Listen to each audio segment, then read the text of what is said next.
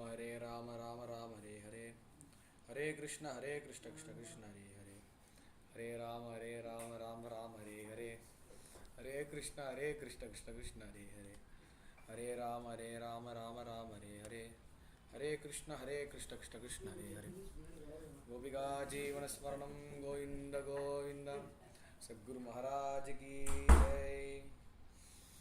Shri Kanto Matulo Yasya Janani Sarmangala. Om Shri Sai Ram.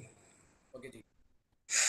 We heartily welcome Deepak Vaidyanathan, the very young and aspiring Upanyaskarar. As a part of the Ramayanam Navaham, today he is going to present the Jatayu and Shabari Moksham. Over to Sri Deepak Vaidyanathan. Okay, ji. Sai Ram. Namo Namah Sadgurubhyo Namo Namaha. Namo Namah Sadgurubhyo Namo Namaha. Jnana Vairagya Sampurna Hari Bhakti Parayana. Purvacharanaham Vande. Start Karna. Ji. Please start. Okay, ji. Praklara Narada Parajara Pundarika Vyajambari Shukasonaka Bhishwadabhya. Udvangada Parijurabhishanari Punyaniman Parma Bhagavadan Sparami. Shri Kanto Matulo Yasya Janani Saramangala. Janakaha Shankaro Devaha Tam Vande Kunjaranam. Vakundam Nallamanamundal Mamanala no Kunda Menulanga De. Kondu Dupadriveni Dumbikayam Padam Tapamal Charvardamakke. Vagishaadya Shomanasa Sarvatana Vakrame. Yennatvagatagatya Tam Namami Gajaranam. Dorvidyukta Chatudhi Spatikamani Magi Makshamalam Dadanam. Haste Nekena Padmam Chidapashusukam Pustakam Chaparena. Vasangundendu Shankas Patikamaniba Vasavana Samana. Same Vagdevade Yam Nusatavatane Sarvata Suprasanna. Kujantam Rama Rameti Maduram Maduraksharam. Arkhya Kavita Shaka Vande Valmiki Kokilam. Anjaneya Matipataranam Kanchanadri Kamaniya Vigraham. Parijata Tarumulavasinam Bhavayami Bhavanandanam. Yatra Gnadakirtanam Gatratagadamastakanjarim. Vashvavari Paripurnalochanam Madhim Namadaracha Santakam. Manojabam Marudulya Vegam Jitendriyam Buddhimadam Varishtam. Vatatpajam Vanariyuta Bhukyam Shiramadutam Shirajanamami. Anjale Wundrapetra Anjale Wundraitavi. Anjale Wundraraga Avirkagayegi. Anjale Wundrapetra Anange Kanda Hailaruril. Anjale Wundravaitalavannam Yaritukkapan. Unideswar Vaiti Embutunadi Romam Aindu Unbad Vasal. Tanudale Piriyum Bodh. Undan Charaname Charanam Mindirinde. Tenudai Kamalat Tirivir Karase. Tirai Kolvan Nidangkadal Kidandai. Nanudai Tavattal Tirivadi Adainde. Naimisaranyattulyandai. Shri Harage Namaha, Shri Harage Namaha. Haranama Parvati Pataye Har Har Mahadeva. Janaki Kantasparanam Jai Jai Rama Rama. Sadguru Swaminaha Jai. Anjaneya Swaminaha Jai.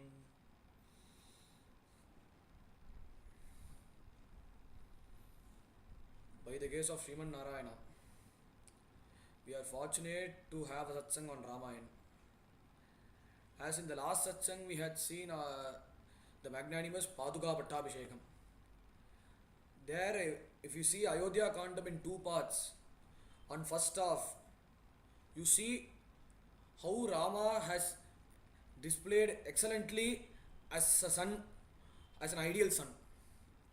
And in the second half, you see him as a guru. That is what Bharata's approach towards Rama.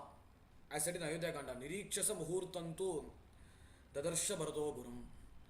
Instead of seeing him as his elder brother, Bharata approached Rama as his own guru, as guru.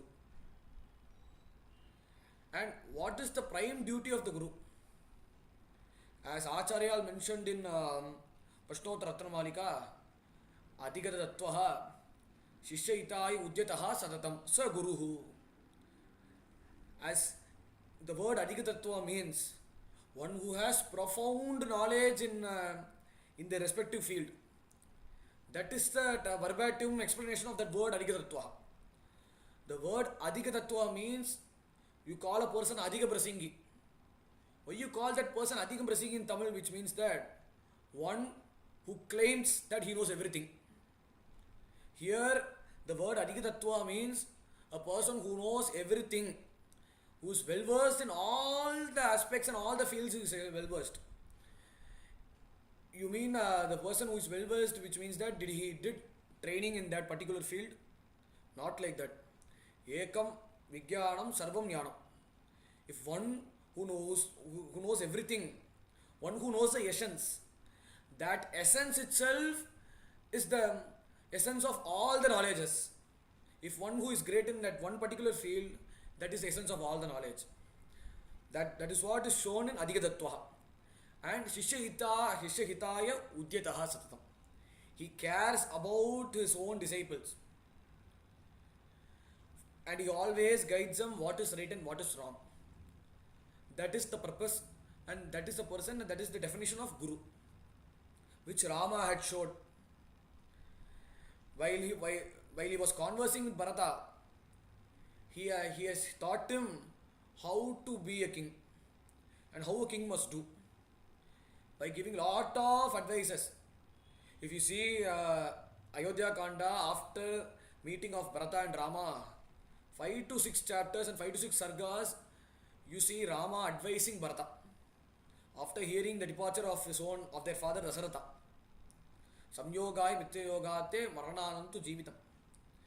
He gives us Vedanta Upadesha there also. Samyogai Vitpayogante Marananantu Jeevitam. The person who is born is destined to die. That is why the word death means. Or else there is no death. If I am giving an example, if a person lives for 10,000 years, what will be the condition of his relatives, of his grandchildren, great grandchildren, his wife, as well as his sons? What will they feel? They'll feel like he has been living for 10,000 years like a tortoise. When will he die? When will he leave this mortal world? When will we leave this world?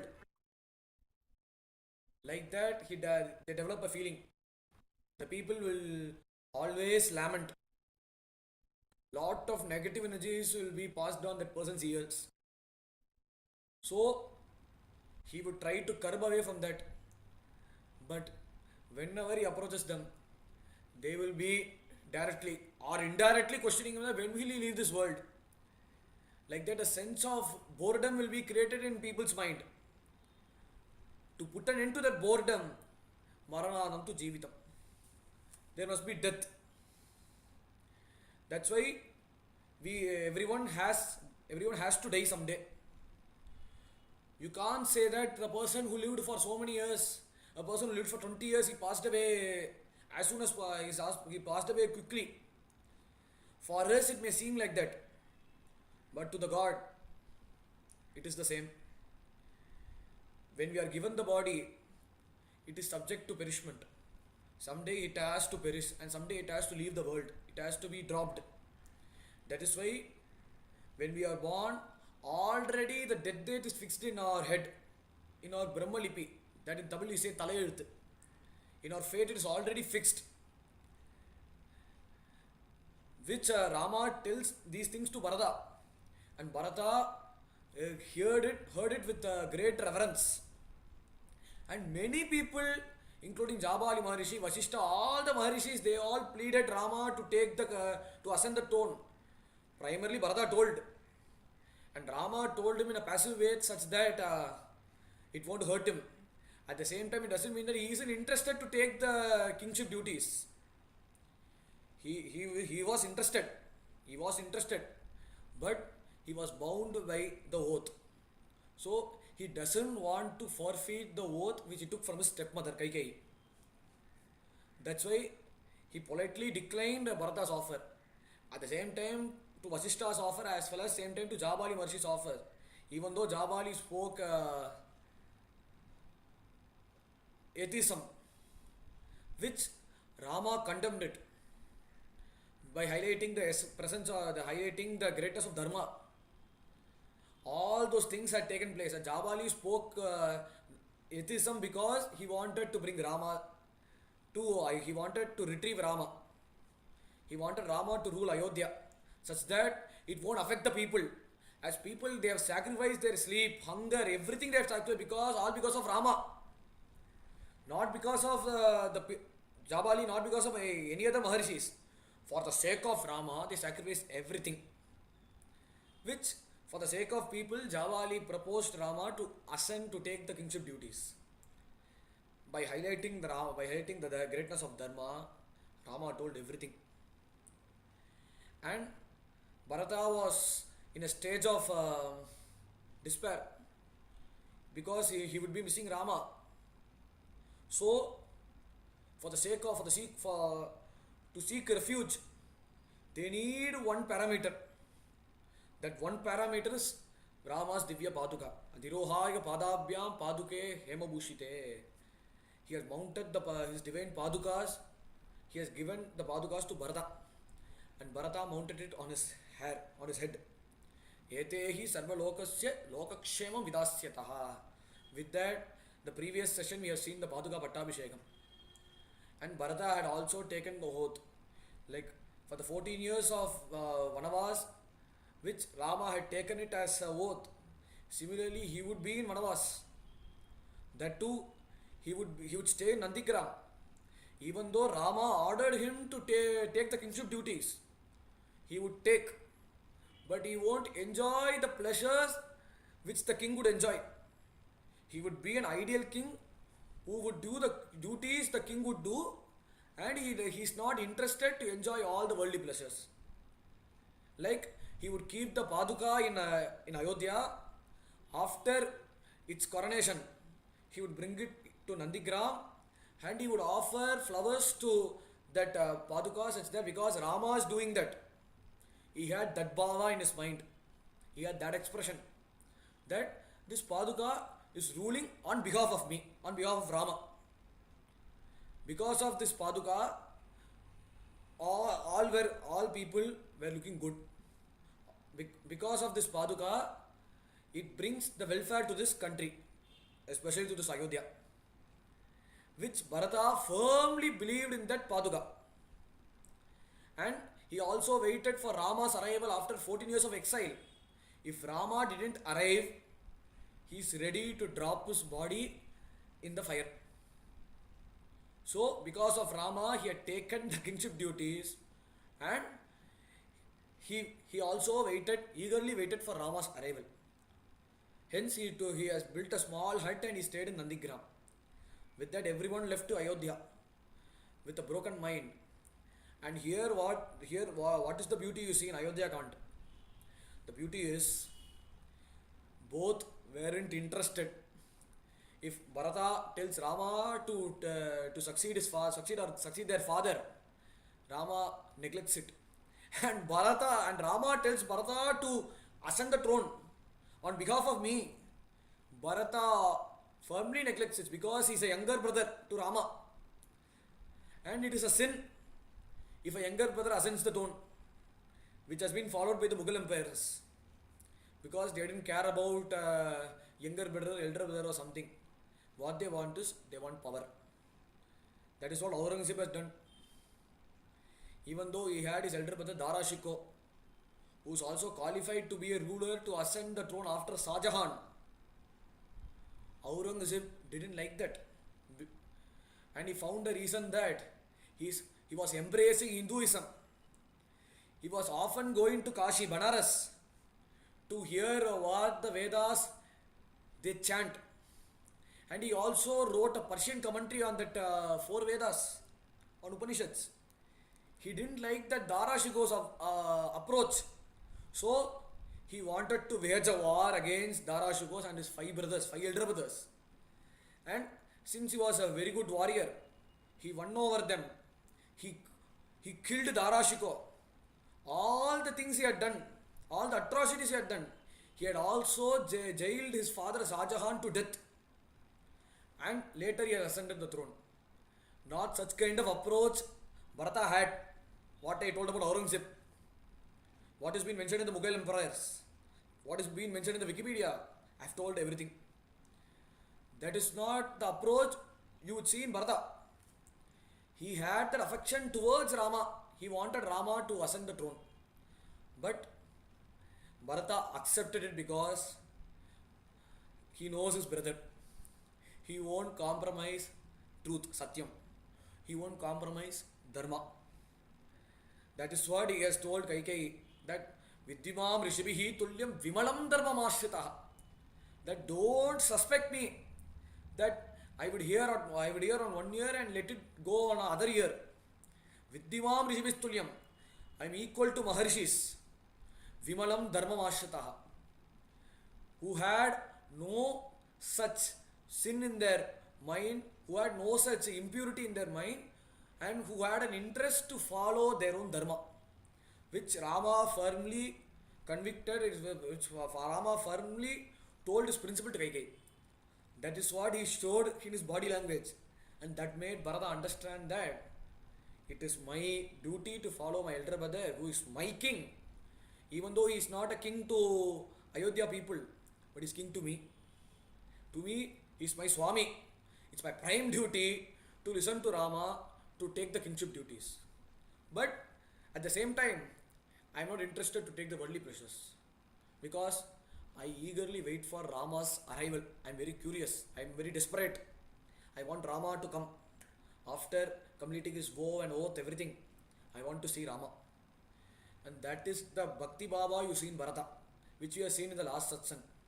And now after Paduka Pattabhishekam, Rama is about to go to Dandakaranya. Before that, we have seen the conversation between Anasuya and Sitamma. As Sita told about her Swayamvar, about her marriage to Anasuya, as she didn't have the time to visit her Swayamvar, her marriage. So she heard the marriage from Sita's mouth and she was overjoyed. And both of them blessed Rama and Sita. And after receiving their blessings, Rama went to Dandakaranya. From there only Aranyakanda starts. In that, the first sloka it says, Pravishyatu Maharanyam Dandakaranyamaatmavan Dadas Ramaha Dutdarshaha Tapasashrama Mandalam. Valmiki gives us the grand entry. The first sloka itself gives us the entrance scene, the hero's entry. Pravishyatu Maharanyam Dandakaranyamaatmavan. Pravishyatu Maharanyam. He just entered that forest. Not a mere forest, which you see in Pichavaram, near Chidambaram. Not the mere forest, the mangrove forest, as well as in Sundarbans.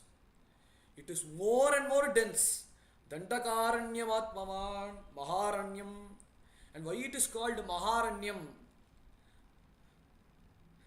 Lot of commentators have given us beautiful meaning by using the term Maharanyam. What do you mean Maharanyam? Maharanyam means, one word I said, it's a dense forest. And what makes the forest more dense? Because of the canopy, because of the flora and fauna, I can say. Apart from that, because of the Maharshis who spend their time in contemplating on Bhagavan, who spend their lives, who does their austerities, Anushtana, every day. Why? Garbhabhutaha tapodanaha. They protect their tapas, their austerities, like how a pregnant woman protects her own children by bearing them in their womb. Similarly, they protect their tapas by not dissipating it, by not cursing the people. Because in Kali Yuga, you see a lot of curses. None of the curses are answered. And none of the blessings are answered. That is the comedy you see in Kali Yuga. Why? Because we have no tapas. No one follows the truth. Wherever you see, they follow Pakanta Nirataha Sarve Varakaha Kutabashina, I said in Mahatmyam, Bhagavata Mahatmyam. Pakanta Nirataha. They all forfeit dharma. Varakaha Kutabashinaha. And they waste their time literally by chit chatting, literally by humiliating others, literally by criticizing others. They waste their time. That is why people have no tapas, they have no tapas. And that is the reason they can't curse others. And all the curses, even though they curse, all the curses are unanswered. Why? They had no tapas and no satyam within them. And that was 2 yugas before. What I am speaking about Ramayana that occurred in Treta Yuga. Everyone had they did sacrifices, they did yajna, and that is the tapas, and that was the tapas. Everyone have accumulated, and they don't want to waste it. So they pose themselves as if they were weak, and since their tapas illuminated the entire forest, hence the forest is called Maharanyam. Dandakaranyam Atmavan, that is Dandakaranya Atmavan. Rama is forest. The moment to that forest, automatically people, all the Maharishis who are continuously contemplating on that Parabrahma, on that entity which is everywhere and which always bear the truth. As Bhagavatam said, Satyam, Satyavratam, Satyaparantri Satyam, which always bears the truth and which is always the ultimate truth. That is the Paramatika Satyam as said in the Vedanta literature. That is always the truth and that is always permanent. That has no such exist. That has no such. That has no birth and death. That is ever existing. That has no origin, and that cannot be destructed. To that entity, everyone were contemplating. Moment Rama entered. Why he is called Atmavan? It is mentioned in Balaganda, Atmavan Kaha Jitakroda. Here the word Atmavan means to those, he is the revealer. He reveals his own existence to that Maharshis, to the Maharshis who were contemplating on that entity, to give them the assurance that I am that entity. He entered Dandakaranyam. Dadasya Ramaha Durdarshaha Tapashashrama Mandalam. The moment he entered the Tapasashrama, Dandakaranya forest, all the Maharishis wake up and they were ready to board to Rama. They were ready to board to Rama. Kusasira Parikshittam Brahmya Lakshmya Samavritam Yata Pritam Durdarsham Gagane Surya Mandalam. Like he entered, like how the sun illuminates its own presence in the space. The same way Rama's illuminance lured the Maharishis. They all came. Instead of they bowing to him, Rama offered obeisance to all the Maharishis. Then they all were hesitant to bless Rama. As in the Shastras it is said, they won't show their left palm, because if they show their left palm, that person will be burned into ashes. And here they have no such existence, because he is Bhagavan. He came here to put an end to Ravana's tyranny. So it's better we bless him with both hands, be it right or left, and the left hand won't burn Rama, because he only gives us tapas. He only gives us the benefit of us doing tapas. So they all raised their two hands and they blessed him. Sarvam Jayati. Everyone blessed them by chanting the Veda mantras. And Rama with folded hands, Vinayagyo Vinitavat, with utmost sheer humility, he requested the Maharshis that what shall I do?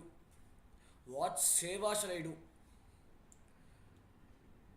अभ्यगच्छं तथा प्रीता विद्यं कृत्वा महत्तनुः दिव्यन्यापोपन्नास्ते रामदृष्टा महर्षयः अभ्यगच्छन् तथा प्रीता वैदेहीं च यशस्विनीं ते तं सोमं विबोध्यन्तं दृष्ट्वा वै धर्मचारिणः अभ्यगच्छं सदा प्रीतं विद्यं कृत्वा महत्तनुः. He had he held this divine bow Kodandam erect for the sake of serving the Maharishis, and he asked them, what service shall I do? Then the Maharishis showed Rama the place where there were a heap of all the bones. Lot of bones were there. By looking at the bones, all the Maharishis, they were worried as they couldn't tolerate atrocities these Rakshasas, these demons had done. While they perform oblation to the Agni, while they perform Yajna, at that time, while they give Swaha, some dravya, some materials to Agni as a mark of obeisance, at that time the demons would come and they would swallow him and they would do Swaha to him. And instead, they all have spat their bones, that too opposite to my ashrama. And every day when I woke up to see the sun god, I see these bones piling one another. I see the increase of the bones. It was like a small gravel, later became a heap of mountain. I don't know what to do, Rama. I couldn't see these atrocities. Please bless me. As Lakshidavya Yatashashat Garbhabhuta Tapodana, as I am protecting my tapas, I can't curse them. So far, instead of me doing that, you carry and you protect us. With the folded hands, all the Maharishis unnecessarily told their problems, and Rama approved it. And Rama did an oath that I would surely protect you guys, protect you Maharishi. And he doesn't want the people to, he doesn't want the Maharishis to suffer. Later, ते वयं भवतारक्ष्या भवत् विषयवासिनः नगरस्थो मनस्थो वा त्वं नो राजा नहेश्वरः.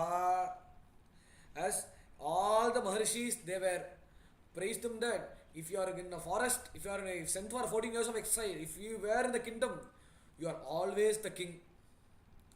As said in the Vedas, Sa Sambrat Bhavati is always the king. The same thing as said in Bhagavatam, Janmadhyasya Ketonvayate Itarataha Cha Atteshu Abhijnaha Swarat. There he mentioned Swarat. There Vyasacharya mentioned Krishna as Swarat. Why he mentioned Krishna as Swarat means he has no, his kingdom has no such a, his kingdom is ever existing. He is always the permanent ruler. Even though we had Raja Choda, Rajendra Choda, and Aurangzeb, Shah Jahan, Akbar, Jahangir, you had many rulers. They were called ruler at that era. At that particular century, in 15th, 16th century, Akbar was a ruler. You can say, to them you can say once upon a time. You can't say Bhagavan once upon a time. Because right now, currently, he is our Prime Minister. Rather than our country's Prime Minister, he is the permanent Prime Minister who has no such end, who has no, his tenure won't end. His tenure is always fixed. As till the Yuga continues, till the Yuga as bound to destruction, he is ever the ruler. That's why it is said Abhijnaha Swarat. The same meaning the Maharishis convey.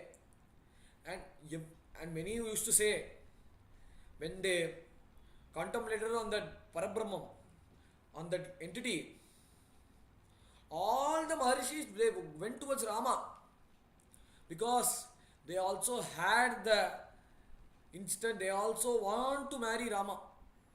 Since Rama had adhered to the word that Vakabana, Vakapatni. Since he had bound by that principle that he would speak one word, Vakabana. One arrow he would pierce, and that would turn into hundreds of arrows.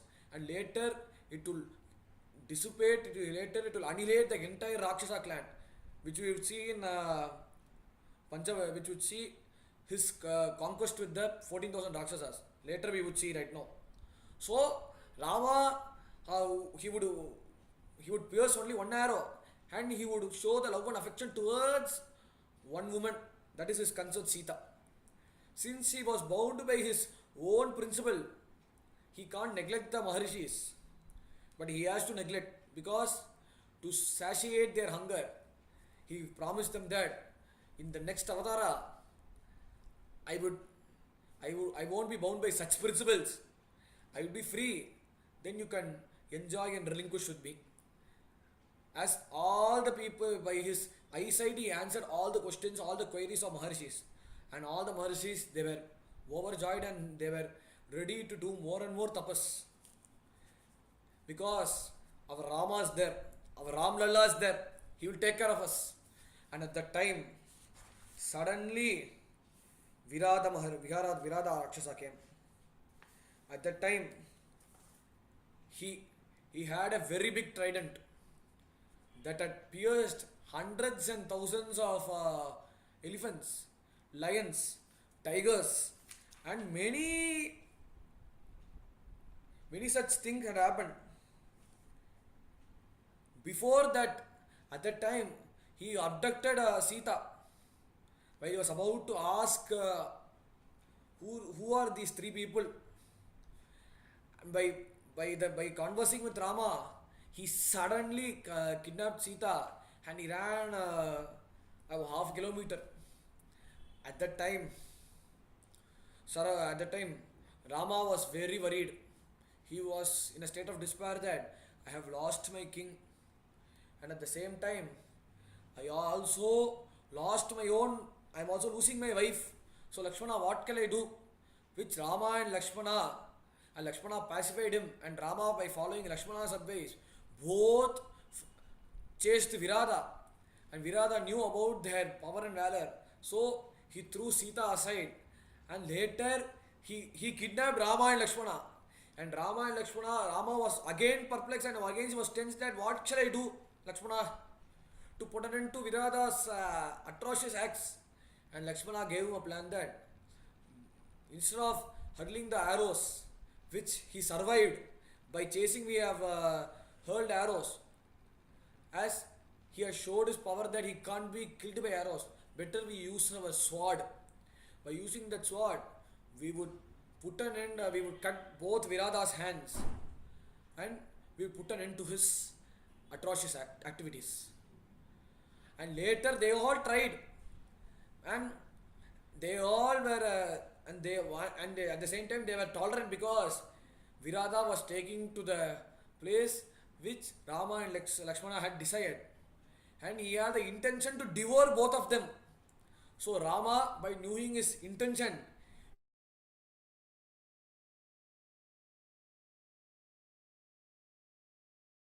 he killed him. That suddenly the Rakshasa form had disappeared. Later, from that the Gandharva arose, and he told, because of messing with the Maharishis, I had taken this Rakshasa form. So he blessed Rama, and before he left to his Gandharva Loka, he told Rama to meet Sharabanga, as he was eagerly waiting for Sharabanga, as he was eagerly waiting for Rama. And at that time, Indra had mounted his airplane, that is the Vimana, to take Sharabanga to heaven. And Sharabanga was doing his tapas very sincerely. He was doing his homa very sincerely. Indra was ready to take Sharabanga, and because of his tapas shakti, he made Indra to move.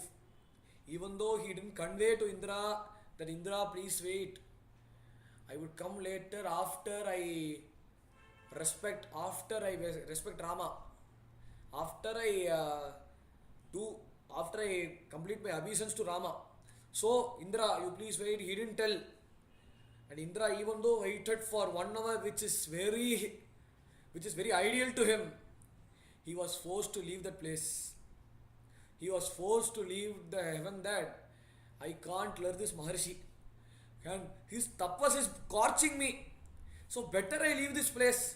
And that has made Indra to go to Swarga. And Sharabanga was continuously doing tapas. And by hearing Virada's words, he went to Sharabanga's ashram. And Sharabanga, even though he was in a samadhi state, his samadhi state was collapsed at the moment because Rama came. Abhigacchamahe Shigram Sharabangam Tapotaram Samipe Sharabangase Darasya Mahadadbhutam. And Rama, out of eager, out of desperate, out of despair, he was very desperate to meet Sharabanga. Adarcha Sharabangase Darasya Mahadadbhutam, that we have to go fast.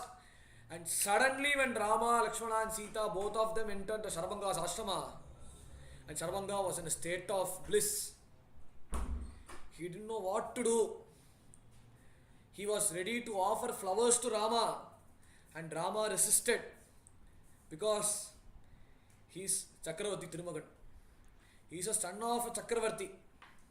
So he didn't want Sharabanga to offer flowers. He slowly resisted. He moved aside, even though Sharabanga knew he is the Parabrahma. He is Bhagavan. So he does these activities such that he can kill Ravana. He wanted to kill Ravana. For the sake of Ravana's, to end Ravana's tyranny, he is acting as if he was a prince.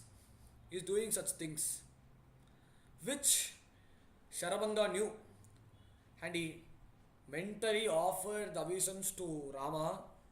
And Iha Rama Mahatejaha, before he was about to leave this abode, he beautifully praised Rama.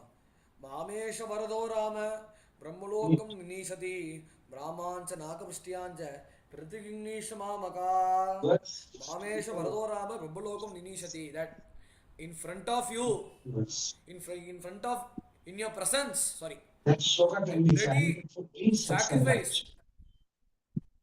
Well, Acharya says, Hitam Idam I'm Upadesham. ready to leave, I'm ready to drop my body. This jnana, this Vedanta I jnana, will be leaving Brahmaloka.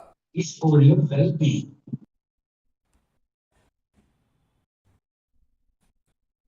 I'm ready to leave Brahmaloka. So, Rama, please bless me. Which he asked for blessings, and later Sharabanga went to Brahmaloka by dropping his body in the fire. The yajna which he had performed for so many years. And that fruit which Rama just seen his liberation. Later he would see Sabari's liberation, which we will be seeing in the later which we will be seeing right now. As Sarabanga went to Brahmaloka, before that he advised Rama to have a darshan of Sutishna Maharshi, who was a disciple of Agastya Maharshi. And with folded hands he went to Sutishna Maharshi's, and he showed various ashramas around Dandakaranyam. And after the samhara of Virada, and after seeing the liberation of Sarabanga, and there were no such problem and calamity occurred in Dandakaranya. When Rama visited Sudhishna Maharshi, he stayed in their respective Maharshi's ashramas based on their tapas and based on their availability. If they were available for 1 year, Rama stayed there for 1 year.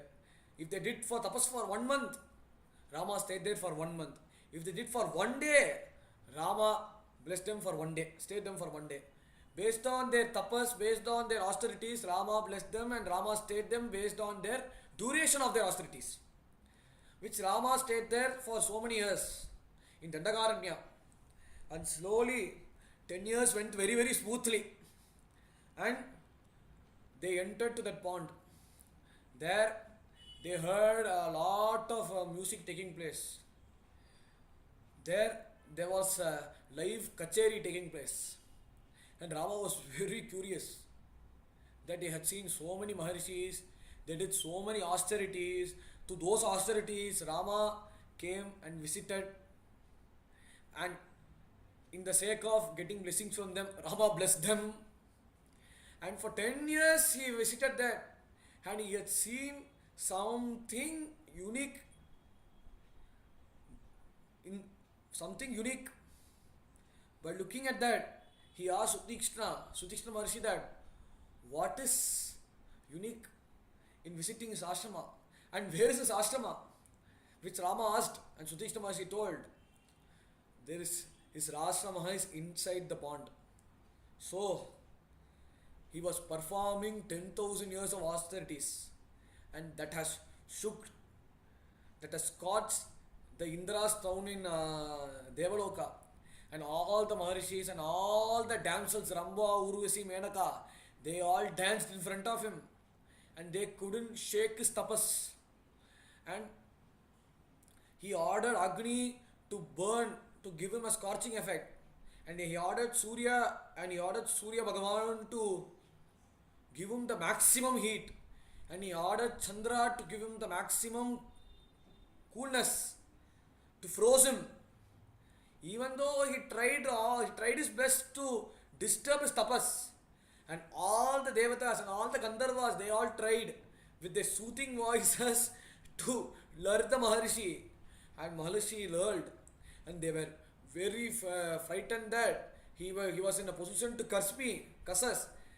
Instead, he laughed at them, and he requested the Gandharvas to serve him, as he always stays in the pond. He requested the few Gandharvas to come along with him, as he would continue doing his austerities in the pond, and all the Gandharvas, they would sing 24/7, like a 12-hour and a 15-hour concert in Vaikuntha Ekadasi, which is being held every year in Ayodhya Mandapam, which was held actually, as well as in Mudra. In the festivals, you see the 10-hour to 12-hour concert. Here, the uniqueness is they would perform 24/7 in that Maharshi's ashram. And slowly he mentioned his name was Mantakanni. And everyone were ready, and all the fish and all the fishes, sharks, all the whales, they were all very happy. And they also welcomed Rama, Lakshmana and Sita, as well as Maharshi, Sutishna Maharshi. They welcomed him, and they showed them the way of where the Maharshi Mantakanni, to show the residence of Maharshi Mantakanni. Everyone went to his ashram, and everyone seek blessings from him, and he stayed there for nearly half a month. And later, it took more or less 11 years in Dandakaranya itself. And later he went to Agastya Maharshi's ashrama.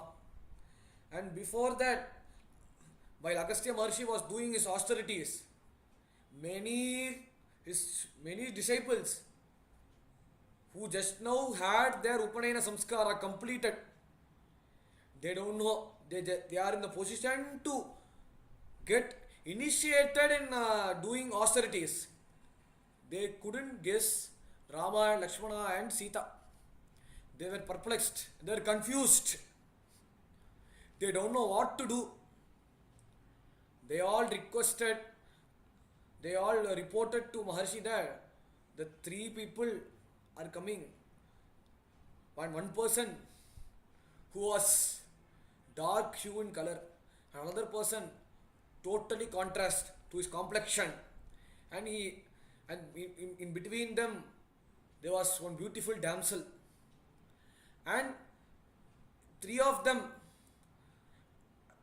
and there was a person who was escorting three of them, our Sutikshna Maharshi, your senior-most disciple. And he asked them, who were those three people? And Maharshi told, don't misjudge them, welcome them with great reverence.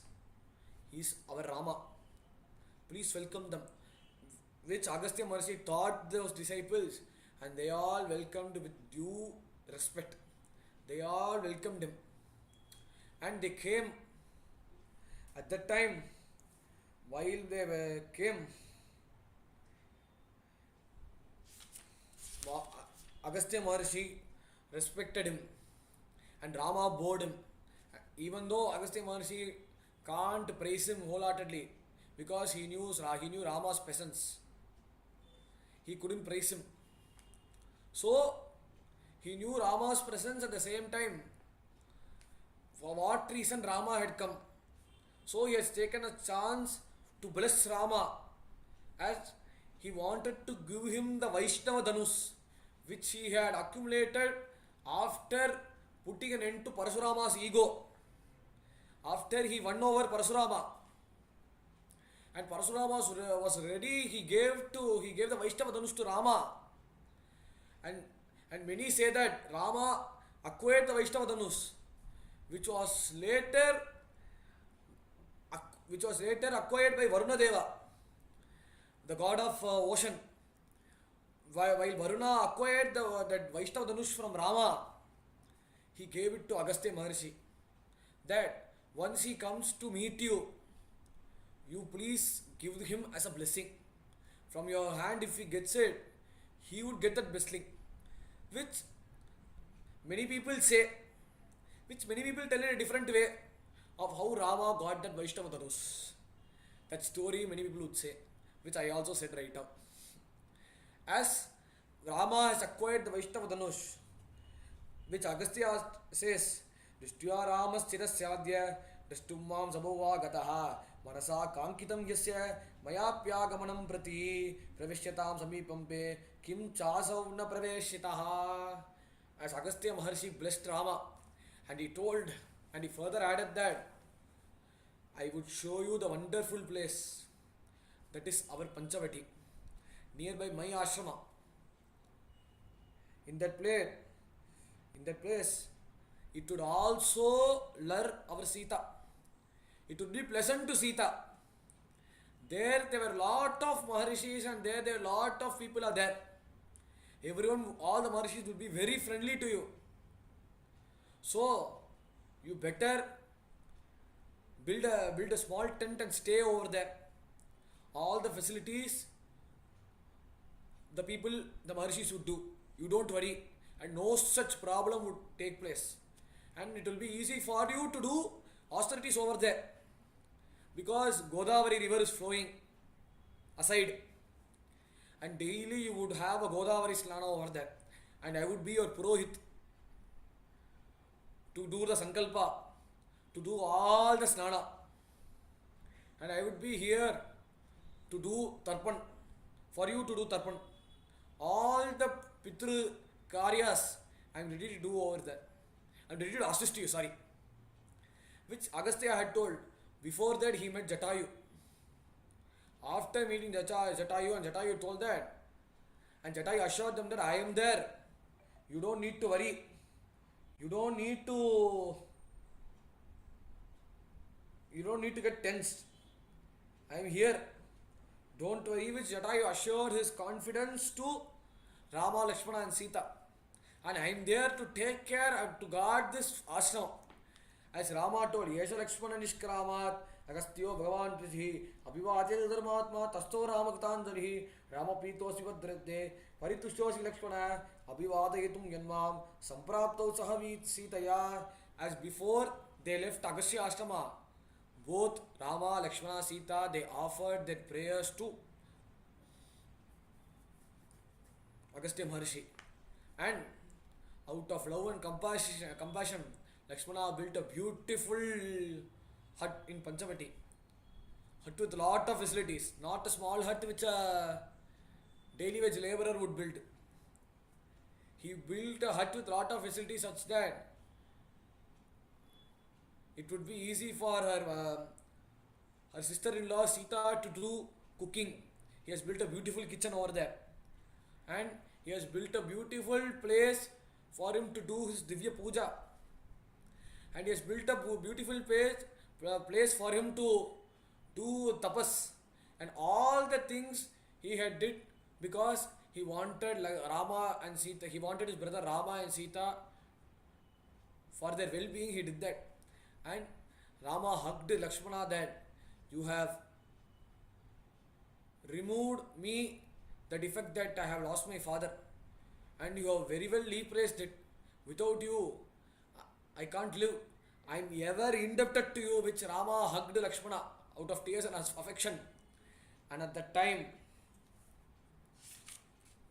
all the people at the time Rama was doing austerities. Rama was taking bath in Godavari river. At that time, he was contemplating on Bharata, Bharata, as he was really worried that Tvaya putrena dharmatma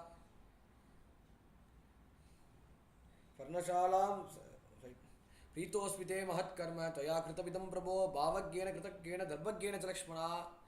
While he praised Rama, Asamvrita Pitamaha, you are equal to my own father, who always cared about me till his lifetime. Before he left his body, he chanted Rama, Rama, Rama, Rama. He chanted my name. And you have even reduced that worth, and you have even reduced that the defect in my life, that gap in my life, you have reduced it. But at that time, he was equally worried about Bharata, that as I couldn't bear this coldness, this weather in Godavari, how could our Bharata would bear, as he would do, as he would bathe in Sarayu river? Who is there to take care of our Bharata? By thinking that, Lakshmana further spoke, Bharta Dasarato Yasyaha Sadhusta Bharatasuta Katamnu Samba Kaikeyi Tadrishi Krudashini. Like, from his ears, from his eyes, tears overflowed. And Lakshmana further spoke that how could our Bharata is blessed to show affection towards us, but I couldn't wholeheartedly forgive our stepmother Kaikeyi's cruel act. So it's better, I can't tolerate that act. And how can she banish you for 14 years of exile? Which he started speaking bad about, he started derogatorily speaking about their own stepmother, which Rama stopped. Natemba madhyamatata gargitarvya katanchana tameva gishwaguna tasya bharatasya katam guru kuruho. Atemba madhyamatata gargitavya katanchana. Don't ever speak about our own mother, even though she may be our stepmother. Better, instead of speaking her about her activities, as she didn't do her from her own act, because of some bad association, she had did that act. Somebody had influenced her. Somebody had curved black magic on her head, and that has made her to act based on her fate. That by her poisonous words, Dasaratha had to leave the world. By her poisonous words, her ever-loving son Rama was forced to send for a 14-year exile. Even though Dasaratha always chanted Rama, Rama, Rama, Rama at his deathbed, he was given heaven. Why? Because two reasons I can say. One is, he had done a crime, which he told to Kausalyama, that he had, while in his youth time, while his past time, he had killed Shravana Kumara, instead of mistaking him as a deer. And the curse he had accrued from his ailing parents, that they couldn't bear the loss of their own son. So he would attain the same status which they have attained. As a result, they also sacrificed their lives. And because of that sin, he was bound by that curse. So he had to die by leaving Rama. And second option I can say is, to see his coronation, he has to be in Devaloka, such that all the Devas, they were ready They offered flowers to Rama after he slayed Ravana. And Brahma praised Rama. And Brahma stopped Rama, that Rama questioned Rama, that how could you be so indifferent of to letting your wife to test in fire, to test herself with the fire. And how could you be silent, as she was sent to fire, as she also ordered Lakshmana to lit the fire to show the world that she was pure. And how could you do such kind of things? And how could he be so indifferent, which Brahma told? And Rama was silent. And to him also Brahma praised. All the Devas praised. And he also begged Indra to restore the lives of all the Vanaras, all the monkeys who assisted Rama in Rama and Ravana's war, the civil war between Rama and Ravana. And Parameshwara praised Rama, which will be seen before Rama Vattabhisheka. Everyone praised. And at that time, Parameshwara showed the person who was clean shaved, who was like a youngster, who looked like an elder brother to Rama. He showed him that he is your father Dasaratha. Go and meet him.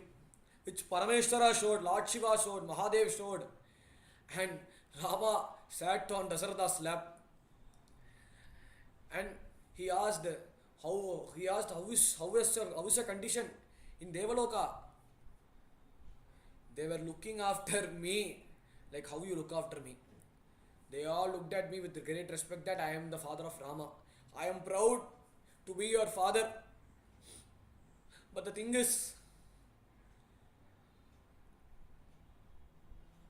Rama, you asked me for some boon, which Dasaratha begged. And Rama told, please forgive Kaikeyi and Bharata's action, which Dasaratha did out of compassion. And another thing is, and he knew Rama's activity and why he made him to stay in Swarga, because if he was in Vaikunta, as he chanted Ramanama continuously, he couldn't see the divine coronation of Rama. He couldn't see Rama Vattabhishekam. To bless Rama, to shower flowers on him. That's why Rama made him to sit in Devaloka. As even though he had the gap of, even though Kaikeyi did such kind of heinous crime, he didn't want her to speak ill about Kaikeyi. He neglected it. Instead, he wanted Tameva Kshvagunatasya Bharatasya Katam Guruhu. Instead, you speak about Bharata. And after he had a divine snana in Godavari river, both had tied their hairs, partially tied their hairs. And after wearing the new clothes along with Rama, Lakshmana, Sita, it looked like, as Valmiki given us the Kailasha, he has given us the Mount Kailash. He experienced what he had seen in the Kailash. Just in that one sloka, Kritabhishekaha Rajaramaha Sita Dvitiyaha Saha Lakshmanena Kritabhisheko Girirajakanya Rudrasyananvi Bhagavan Viveshaha Kritabhishekaha Sararajaramaha.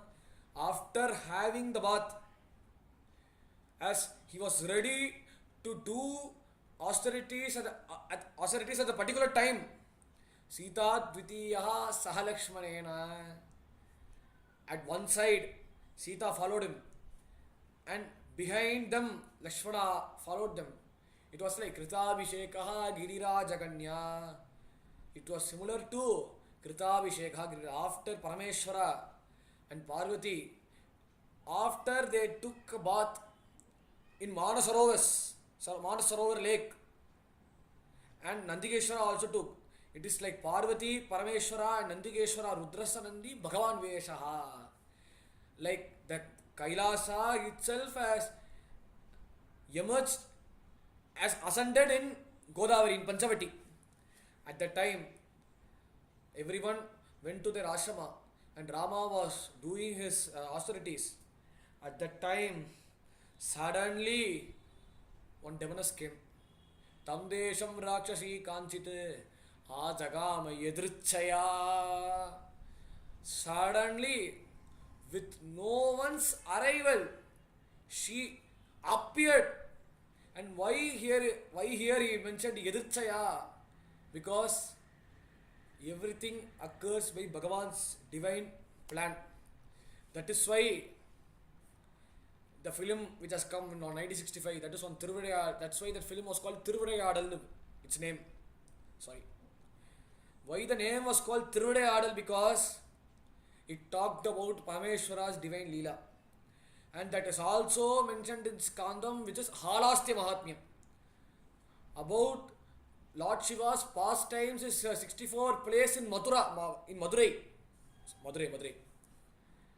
which how he blessed the Daruni and how he blessed Padabhadra, who was singing for the sake of Lord Shiva, and how he blessed and how he ruled the kingdom along with Madurai Meenakshi, along with Meenakshi Amma.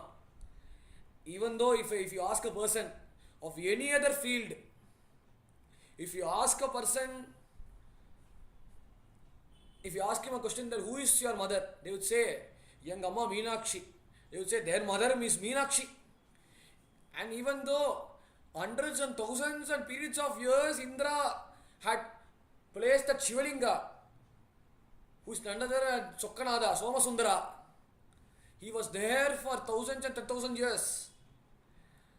People won't say that. And they would first say Madurai Meenakshi, young Amma Meenakshi Amma. They would praise about Meenakshi.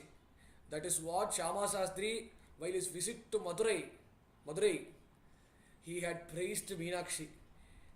In Mayamma, he said Meenakshi Amma, Meenalochani, Prova. In all the Navaraga Malikas, he sang in praise of Madurai Meenakshi. Kritabhisheka, Giriraja, a lot of Parameshwara's divine place had been mentioned in that. Hence it is called Tiruvadayadal. To mention about Parameshwara's, because of Bhagavan's Sankalpa, Surpanaka arrived. That is what I want to mention.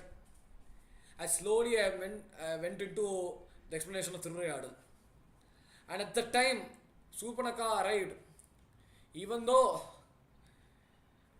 it was morning time, she was ready to drink one cup of coffee without brushing her teeth, without taking bath. She was ready to have. And what was her bed coffee is? Nothing. There were hundreds and thousands of wild buffaloes over there. Just break their horns. From that, the blood will come like a fountain and it will slowly reach to her mouth. She had a very big mouth. Her appearance frightened all the animals. They all went there. If I go there, that will be my Yamaloka. So no one were there. It was damn silent. Nobody were there. And she was smelling that I sense some human's flesh.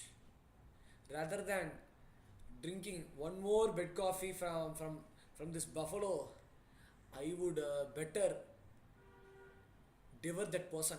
So slowly she entered into Rama's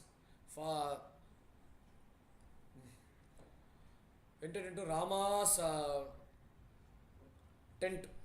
That is the Rama's hut, which was built by Lakshmana. When she appeared there, when Rama was slowly doing tapas, he was about to complete, he was in a midway of austerities. And when he slowly opened his eyes, he was worried that whatever the austerities I have followed,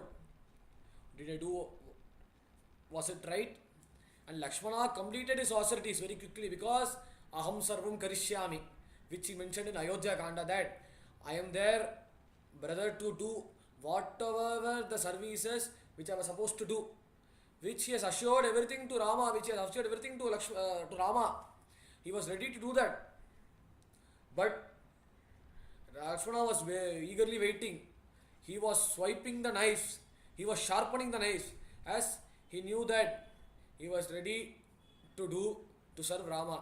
And at the same time, he was slicing the vegetables. All the things Lakshmana was doing. And Rama was about to speak with Surpanaka and he asked, "Who are you?" Instead of asking, "Who are you?" he was about to speak. And at that time, she told, "Satu Surpanaka Namaha Bhagini Ravanasyesham Tatasya Tasopamam." Bhagini Ravanasyekam Tatasya. She has mentioned, she has introduced herself without being asked about her self-introduction. As Rama was about to ask. And before that, some say that Surpanaka told that. And some say that Surpanaka, by looking at Rama, she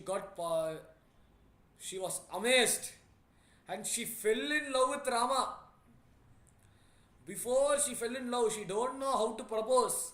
She asked, "Who are you?" in a commanding way. And Rama told his story, what had happened in Ayodhya Kanda and what had happened in Bala Kanda. Everything Rama told.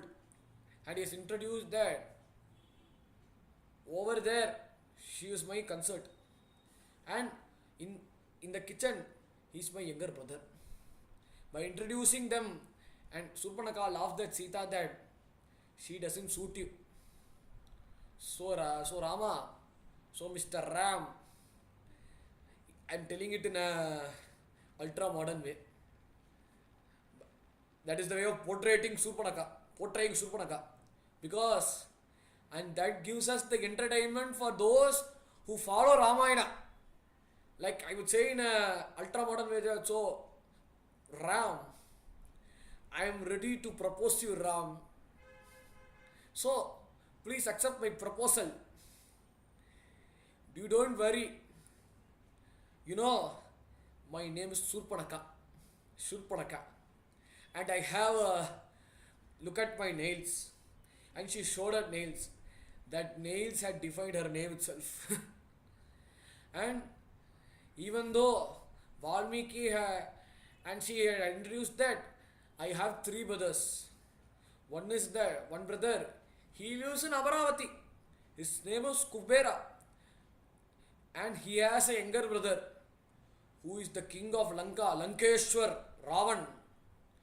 And he also has 2 younger brothers. One is Kumbhakarna, who spends in time in the bed, who always sleeps for 24/7, for 365 days, he always sleeps. And I also have an elder brother, who is Lankeshwar's younger brother, Vibhishan, who had no such bad qualities. He's a sadhu. And apart from that, I have 2 brothers who's ruling India. One is Kara and his younger brother Tusana and Trisiras. All were my younger brother. And everyone are ready to live my life. As Duryodhana said, Anyecha Bhavasudaha Madarte Chitta Jivitaha. The same thing, they all were ready to satiate my hunger. And they showed me hundreds of male people. I rejected everyone by simply devouring them. But I won't devour you, Rama, don't worry. Mr. Ram, I would fall in love with you, Rama. If you want to go to Singapore, if you want to go to Dubai, if you want to go to Malaysia, you don't need a passport. Come with me. I would carry you. You don't need to sprain your legs. I would carry you whatever place you want, whatever the pleasures you want. I am there. I will take care of you. Don't worry, Rama. I love you. Which Surpanaka told in a way. And Rama, instead of getting angry, he chuckled. Because he don't know how to propose. She don't know how to propose. As Valmiki has given us, Sumukam Durmukhi Rama, Vrittavadyam Mahodari, Visalaksham Virupakshi Sukesham Tamramutaja Pitirupam Virupasa Suswaram Bhairavaswara. There Rama compared with where Valmiki had compared with Rama and Surpanaka. Sumukam Durmukhi Rama. As here, if you see Rama, people will die. People will strive to look at his face. Durmukhi, by looking at her face, that will be their doomsday.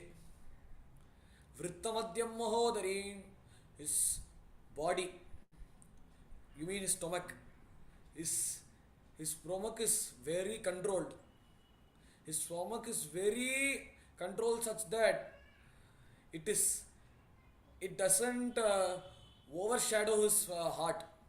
There here is Mahodari. It is like a pot. It is like a pot that has been hid in the stomach. Visalaksham Virupakshi. Visalaksham. His eyes was very wide. Here, if you look at her eyes, you won't sleep for 24/7. Sukesham Tamramurtaja. Sukesham. He had a very good hair. Nice hairline. Here, her hairline was receding. Instead, she kept the 5 hairs, and instead of keeping it aside, she also colored it. And he always followed dharma, and for her, whatever I say and whatever I hear, that is only the dharma. She lived in that principle. And even though Rama looked at her appearance and looked at the way she proposed, Rama started speaking jovially with her that it's better. And Rama told her, that it's better you go behind Lakshmana. He is there. He will take care of you. Even though he told Surpanaka to go over there. At that time, Rama turned the backside and Lakshmana was busily doing the service. And he told, and she was ready to propose Lakshmana, and Lakshmana told, and she had a mind that his complexion was very dark. So here his complexion was very appealing. It's better I propose to him. And she was ready to propose to Lakshmana. Lakshmana asked, "Oh, who are you? You know me for 1,000 years?" And she was perplexed as she addressed him as Lakshmana. And Lakshmana told, "Even though you had come, I like your proposal. But the thing is, you better serve Rama. Meru Arka Prabha Yata." Which Lakshmana told in a jovial way that, "Meroho Arka Prabha. You are like a Meru. He's like a sun. Like Meru has to be compared with the sun. You must not compare Vindhya with the sun. Because of its steepness and because of its height, Meru has to be compared with the sun and it has a right to touch the sun. So better you go behind Rama. That will be the better choice to go behind Rama. Look at me, what I am doing. I am chopping the vegetables. If you marry me, I would go behind you, do this work, and it doesn't suit you. You look like a queen. He's our king. He's a Samrat. If you marry him, you will be the king and I will be devoted to serve for you." Which Lakshmana told. And she went towards Rama. And Rama told her to go to Lakshmana. And both Hedar and Tedar took place. Both Hisab Barabar took place. Everything happened. But she understood that both are messing with me. And both are playing with me because Sita was there. If she was dead, Rama would be forced to marry me. So she tightly pulled her noose and she was ready to choke her to death. So Rama had no other choice. He couldn't stop his austerities. He pushed her aside and he ordered, "Lakshmana, whatever you did was wrong. You must not mess, you must not play with such kind of a people. Look what she has done. You have told Meroha Arka Prabhayata." By using those words, and you have made her, you have more and more fueled the fire inside her. So Lakshmana, you have to correct her actions. It is your duty, you have to do it. Which Rama maximally pushed Surpanaka aside, and she was tightly holding Sita's neck, holding Sita's neck, and it has choked her breath, and Sita was about to die. At that time, Lakshmana chopped her nose, and some say that Kadai Mukai Aruttuvan, as Kulasekar Alval said in Perumal Tirumozhi, from his vision, he had chopped eyes as well as ears. The eyes as well as nose as well as her ears. Both were chopped. The nose that those that fell to the ground. Later, nearby that place, from that the place originated. Hence that name Nashik has come. Near Panchavati, Nashik had came. The place where Surpanaka's nose had fell. And she don't know what to do. She couldn't tolerate Rama Lakshmana's valor. And she ran hither and thither to report to Kara, who was the king of Panchavati. And first, she signaled Kara and Dushana. So before that, she ran to, she told Kara and Dushana that take care of your family, take care of your king. And she criticized Kara of their carelessness, that those two people had come and you were simply enjoying those damsels' dance. Better put an end to those tyranny. And they all asked, who had brought you to the state? Which Surpanaka, instead of scolding those people, she told, Tarunau Rupa Sampannau, Sukumaro Mahabalau, Pundarika Visalakshav, Sira Krishnanjinambaram.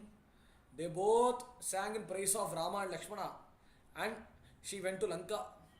And first Kara and Dushana and Trishiras, those three gundas, those three henchmen of Ravana, who were called the king of Panchavati, they all sent the 14 troops to put an end to Rama. And Rama single-handedly combated them and put an end to their lives. And they had no other choice. He sent hundreds of people to kill Rama. And Rama had cautioned Lakshmana, I think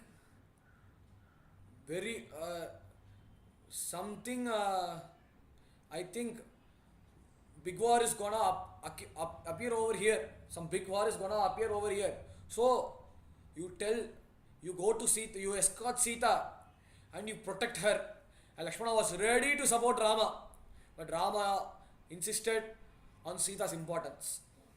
Because if we both were fighting, the Rakshasas somehow will go and torture Sita. It's better you escort and you protect Sita. You guard Sita. Which Rama single-handedly combated the hundreds of Rakshasas. And Kara had thought that. And some had escaped by saying that one person had killed all the Rakshasas. Even though Surpanaka was visiting, was a spectator in that. And she also urged more and more rage on Kara, Dushana and Trishiras that you were not at all qualified to be a Rakshasa. And you let all the 1400s of your infantry, all the troops to Yamaloka. Better go and fight Rama. Better go and subdue Rama, which Surpanaka ordered. Kara, Dushana, Trishiras and all the 14,000 Rakshasas, they all surrounded Rama. And Devas, who were ready to bless Rama, who were ready to pour flowers on Rama, they all were desperate and they all were shocked. As to Agastya, to all the people, Rama had showed his utmost humility. And whenever the people praise him as Paramatma, he would say, Atmanam Manusham Manye Ramam Dasharathatmajam. He showed himself as a human, as a man. That is what Valmiki had mentioned, Nyatum Evam Vidam Naram. As Valmiki clearly mentioned that he is a man. And they all were wondering, how can a single man combat with the 14,000 Rakshasas? Even though they had seen the death of Tataka and Subahu, they all were desperate and they all were surprised, and they all thought that Charudashrasrani Rakshasam Gorakarmana Ekascha Ramaha Dharmatma Katam Yudyam Avapyasi Chaturdashasasrani. How can Rama single-handedly combat with all the 14,000 Rakshasas? They all were ready. They all came with their elephants, with their horses, with their chariots. All the war that has to be assembled in a warfare has assembled in Panchavati. At that time, just 1 year had been passed over there. Nearly 12 years, 12 and a half or 13 years have been passed over there. At that time, Kara, Dushan and Tisidas, they were all ready. Everyone hurled the arrows on Rama, and Rama did a strategic move. Instead of keeping the bow erect, he had kept it along the waist. Mandali Krita Karmukaha. As Desika said in Swami Vedanta Desikan said, Raghuveera Gadyam, Disattarasya Sahasya Navavilokana Mahakalapa Asahaya Sura Anapaya Sahasa Magita Mahavrita Maiti Jita Parirambana Vikata Veeravrata Maharitsa Maya Vikasara Dirbara Dharbastarana Vikrama Yasholava Jivita Gridda Rajade Ridaksha Bhakta Janadakshinya Kalpita Vibhuda Kabandari Vandita Avandya Munijana Kalusha Sabari Moksha Sakshi Bhuta, which he had said the entire Aranyakandam in those words. Disapta Rasa Sahasra Navavilokana Mahakalapa Asahaya Sura Anapaya Sahasa, as he had posed himself as a Sudarshana Chakra. At one hand he held the bow, another hand he hurled arrows. And similarly, on one hand he held the bow, another hand he hurled the arrows. I am saying it in a slow motion. I would say that he held the bow and he hurled the arrows, like in a 1x, 2x and 3x speed, like what we see in a YouTube. In that speed, Rama was very fast and very swift, and he answered all the volleys of the arrows hurled by the Asuras. And while he hurled one arrow, that one had become 100, and 100 had become 1,000, and 1,000 had become 10,000, and the test beheaded all the thousands of arrows, 14,000 Rakshasas arrows, and some had left their hands, and some had broken their legs, and some heads were chopped off, and you see dead bodies surmounting Rama, and at the same time, blood river has been flowing over Panchavati, and one person had somehow escaped, and many say that he had wore the sari that has been kept ashore by some Rishi Patni. And Rama looked at him that since he disguised as a woman, better we leave him aside, which some say in a jovial way. So Akampana couldn't tolerate that. Ravana couldn't tolerate the live war which he had seen in his own eyes. He told Ravana about the needs and the news that has happened. And Surpanaka somehow entered to Lanka. And Akampana persisted that our soldiers are no match with one person's valor. And he single-handedly killed all the warriors, including our Kala, including our Dusana, including our Trisiras. Everyone were dead and everyone's heads were chopped.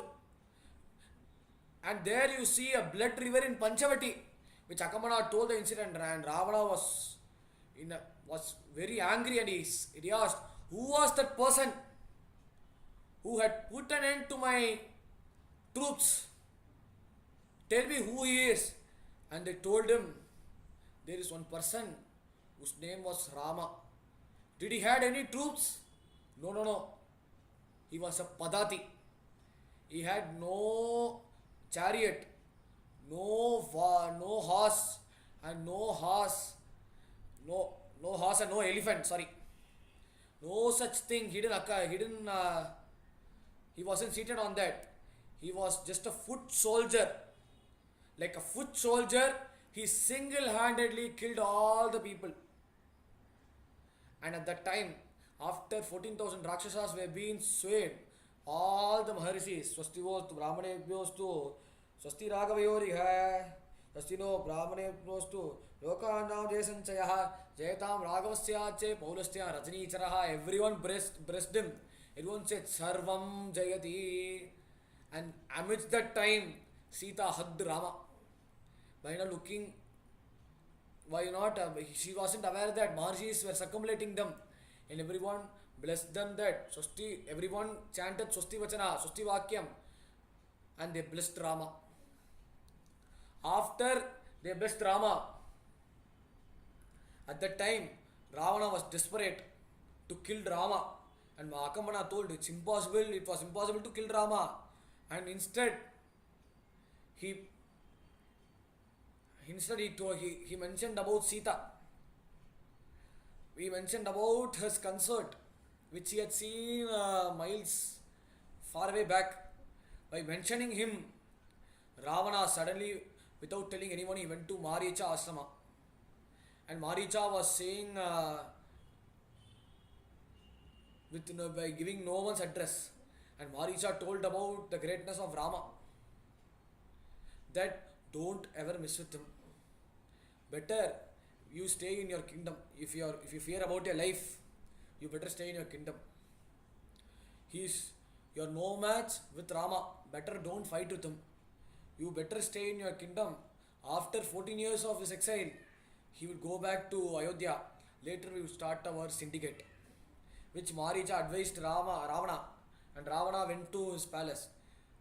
Suddenly Surpanakha came to Lanka, and she criticized Ravana, and Ravana was busily enjoying the pleasures, all the dance performed by the damsels, and he was drinking wine, and all the pleasures Ravana was enjoying. At that time, Surpanakha berated Ravana that, how could you enjoy your worldly pleasures? You have lost your 14,000 kingdoms, as well as your 14,000 soldiers, as well as our brothers Kara, Dushana, Trishiras. Everything you have lost. Are you a king? Are you fit to be a king? Which she had hurt her ego. But she further added, and he asked, what happened? And why do you look so ugly?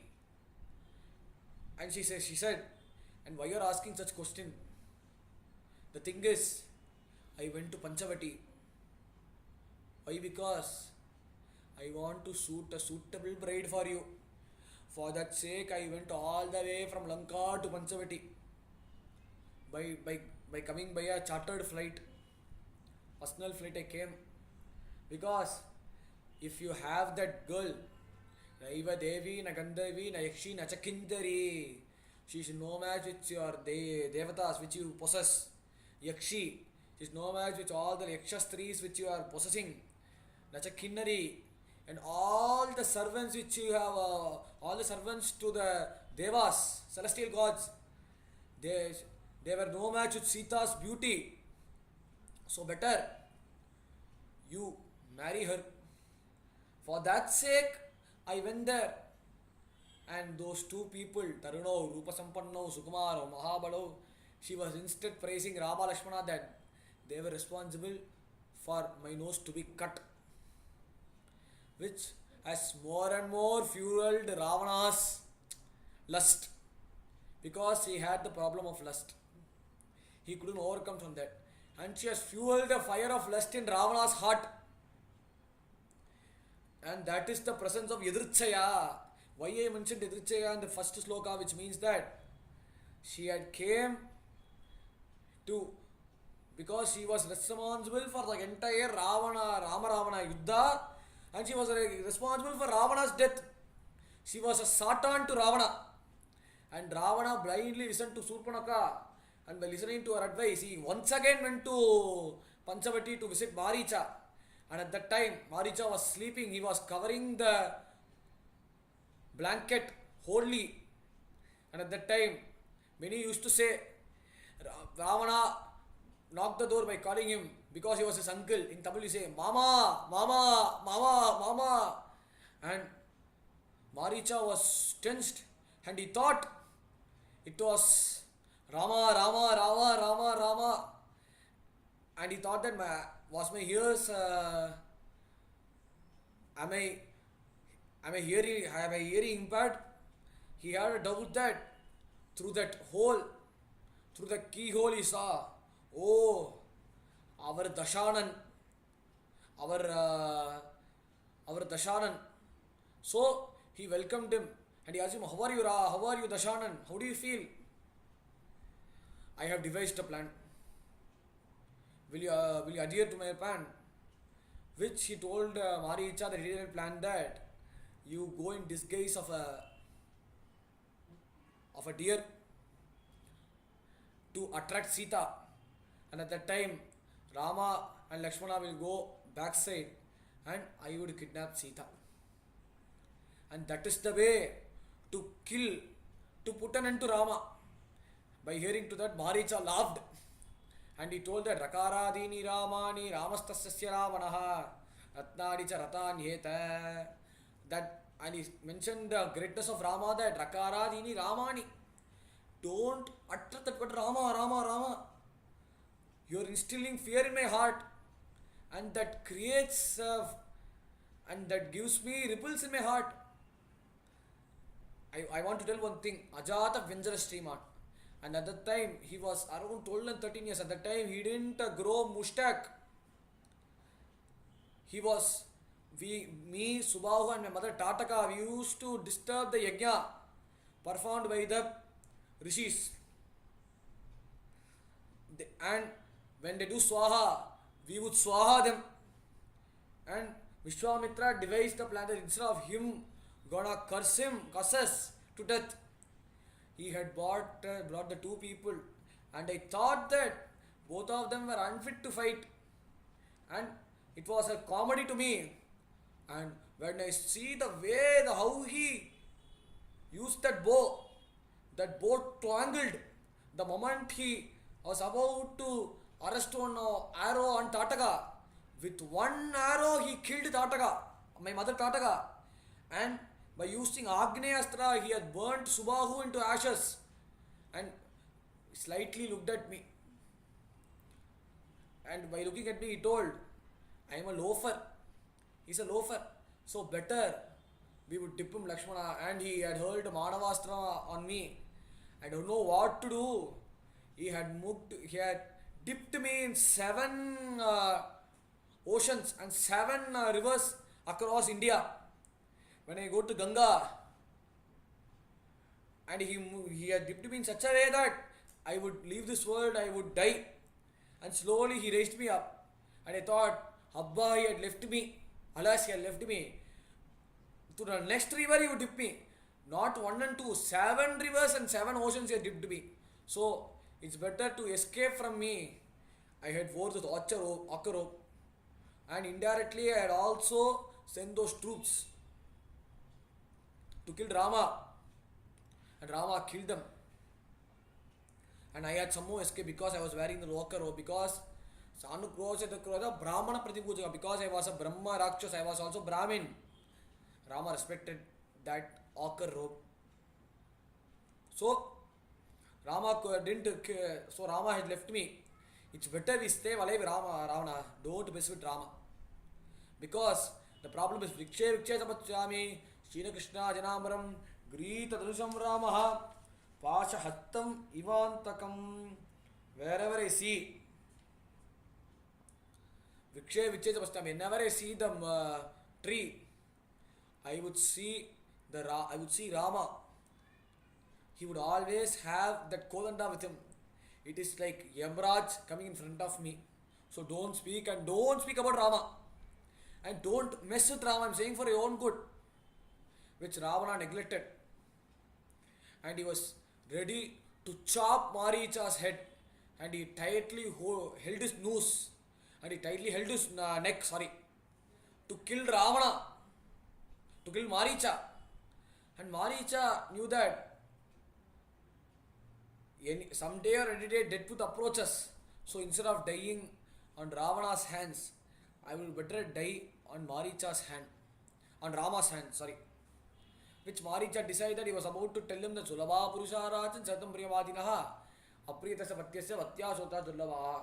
Apriyas, if there are many people who are there to praise you, Ravana, at least listen to my penultimate word. They don't care about your welfare. But to those who care about your welfare, whatever the words they speak, it appears to be bitter to them because it brings you the change. For you to bring you a change, those words seem to be very bitter. Which Maricha finally advised Ravana, and Ravana paid no heed to it. And Ravana ordered Maricha to do my work, or else I will kill you. Which Maricha was forced to do. He came in a disguise of a beautiful deer, and that has also attracted Sita's mind. And Lakshmana wasn't perturbed, and Rama was like a bit perturbed on looking at Sita's excitement, and he was ready to sacrifice for Sita. And Lakshmana stopped Rama there, and he asked, "You know everything, Anna, brother. You know everything, brother. Oh, brother, oh Rama, you know everything.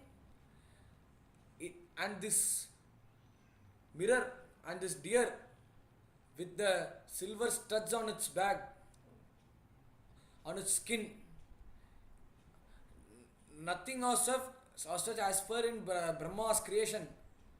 It is actually a deer, Maricha, who had came in disguise to kill us, Rama. It's better you don't get lured by this Maya." Which Lakshmana told, "Jagatyan Jaganiyeta Mayesham na samsayaha." As Rama knew that it's Maya, but why he followed the deer, why he was trying to reach the match with the velocity of the deer, because for the past 10 years, 11 years, she didn't ask anything from me.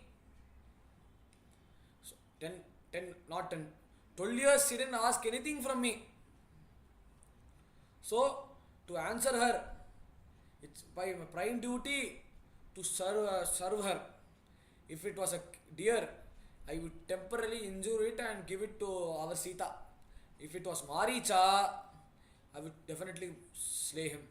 So Rama followed the deer. While he was following the deer, the deer was going in a high speed, which Rama couldn't follow, and he had no other choice. He hurled the Brahmastra on the deer, and suddenly, after that, then the deer form disappeared.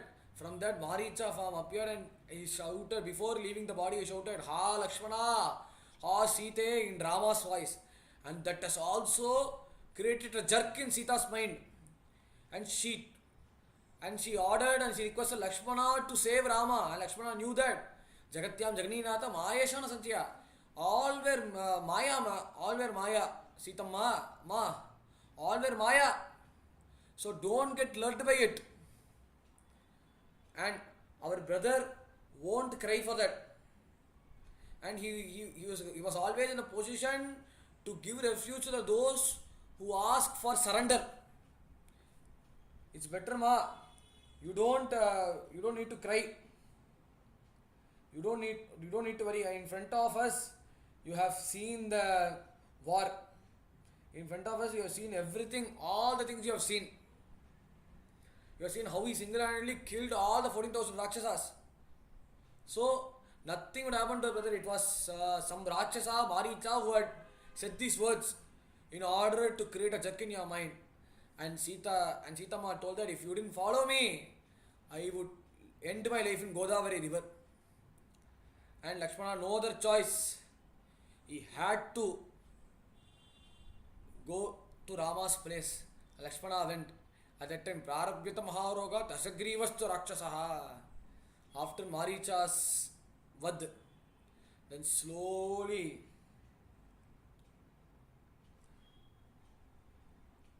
Ravana came. And Ravana came to Sita in a disguise of a bhikshu. At that time, when Ravana came type of a bhikshu, he looked at them.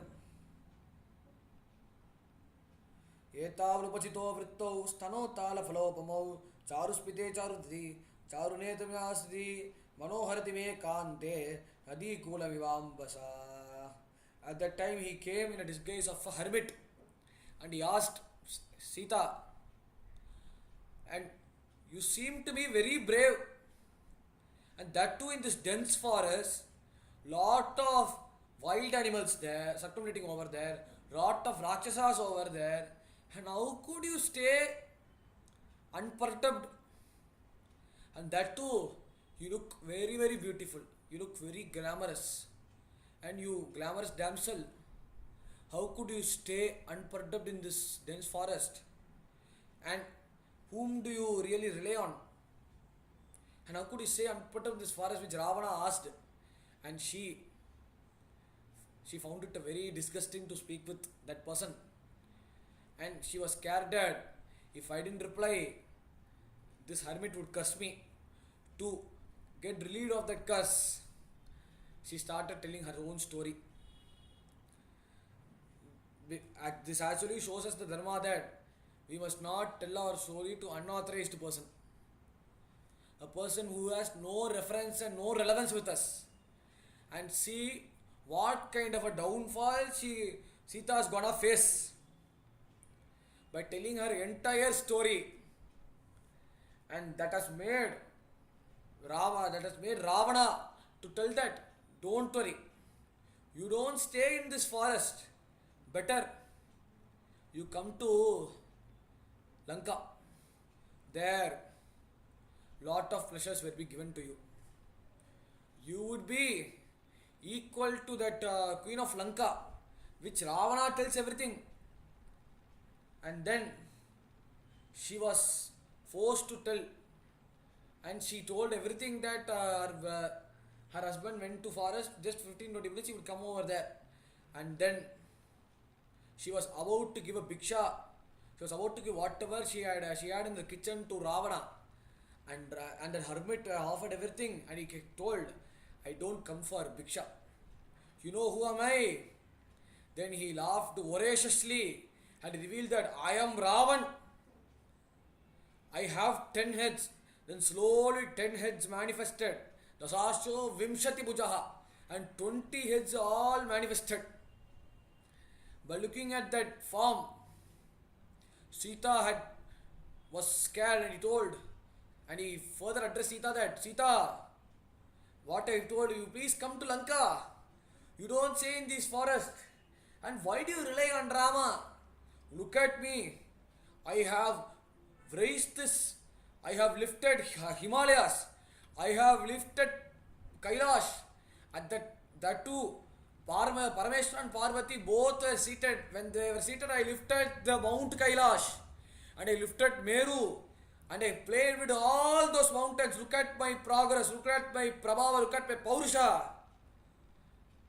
Submit yourself to me. You will be the queen of Lanka, and you would be placed in a position that is far higher than Mandodari. Don't rely on Rama, rely on me. And by my order, everyone were fretting, and everyone were subjected to me. They all were forced to answer to me. Better Sita, accept my proposal. I really like you. I want you to be the queen of Lanka. Which Ravana told. And Sita told, Mahagiri Nivasam cha Mahendra Sadasya Prabham Mahagiri Vakshobhyam Aham Rama Manuprata Sarva Rakshana Samvatam Mekkodasan Srimam Satyavandam Mahabaham Aham Rama Manuvrata Naham Shuditasya hi simmasya Vigasaktroho tarasinaha Ashibhisavadanadrangsram Adatumi vichati Kalakuta ivatvichad Vidam Sustivan Bhavet. Which Sita tells Ravana, Mahagiri Vihakampyam Mahendra Sampatim Mahodari Ivakshobhyam Aham Ramanuvrata. Even though Mahagiri Nivasamcha, if you appear to be a Vindhya, Rama is a Meru. even though you both have peaks and valleys, and always Rama would stay ahead of you. And I am always tempted to Rama. Sarvalakshana Sampatha Nekroda Parimandalam. Satyasandam Mahabhaga Mahamana Mahambra. And you are no match with him. And you think that on the on the on the walls mounted with spears, you think that you can keep a leg on that. Similarly, it is in the case of you, you separating me from Rama. And you think that by drinking the Kalakuta Visha, like how Parameshwara drank and he blessed the Devas, you can't do that. Which my Guru said that you are Shiva Bhakta. Your prime duty is to serve Parameshwara rather than having affair with another woman. So, by drinking the poison, you think that you live for hundreds and 10,000 years, which is impossible of you attaining me. Which all the things Sita had literally blasted Ravana, and that has mounted, that has added fuel more fire, which he had no other option. And he thought, by speaking, by conversing with you, no job can be done better. I have to abduct you, which he, with the 10 heads and 20 hands, he was ready to crush Sita. At that time, he held her hair. He held her hair and slowly mounted on his shoulder, and later he made him sit on her right lap. And many say that many praise Ravana because of that. But here, as per Valmiki, he had portrayed Ravana as an antagonist. I would also like to portray Ravana as an antagonist. And why he did that? Why he did such kind of heinous crime? Swarthavadaya Ravanaha. I would say this as an answer. He prepared for his own death. That's why he had to do such heinous crime that would annihilate his entire family, as well as himself too. So he kidnapped Sita and he boarded on a Pushpaka Vimana. At that time, the vulture, the old vulture, who pledged Rama, Lakshmana, Sita that I would take care of you, Rama, in your absence. And she cried to Godavari. She cried to Godavari river, and she cried to those trees, and she cried to the mountain. Everywhere she cried and she lamented. Shipram Ramaya Samsargam Sita Bharati Ravanaha Hamsakarandavakina Vande Godavari Nati. Shipram Ramaya Samsargam Sita Bharati Ravanaha. And she cried and she lamented that please convey the message to Rama that this Ravana had abducted me, so she had no other way. At that time, Ravana was very cheerful that he has achieved the plan, and at that time Jatayu came in the middle and he stopped Ravana by giving him Dharmopadesha that you are a king of Lanka, so you must not do such kind of heinous crime. Better think twice. If you do such kind of thing, all the people will think bad about you. Better don't spoil your life unnecessarily. Which Ravana looked at Jatayu and he said, "Oh vulture, get out of my sight. Who are you to advise me? I am the king of Lanka. Who are you to tell me? Get lost. Mind your bloody business." Which Ravana told, and Jatayu saw that he can't be digested, he can't be consoled, he can't be confronted by in a dharmic way. Better we have to fight against him. So Ravana, before you leave this place, lock horns with me. With Jatayu challenged with Ravana, and Ravana was ready. He hurled a lot of arrows. All the arrows Jatayu received, like how the birds break the twigs.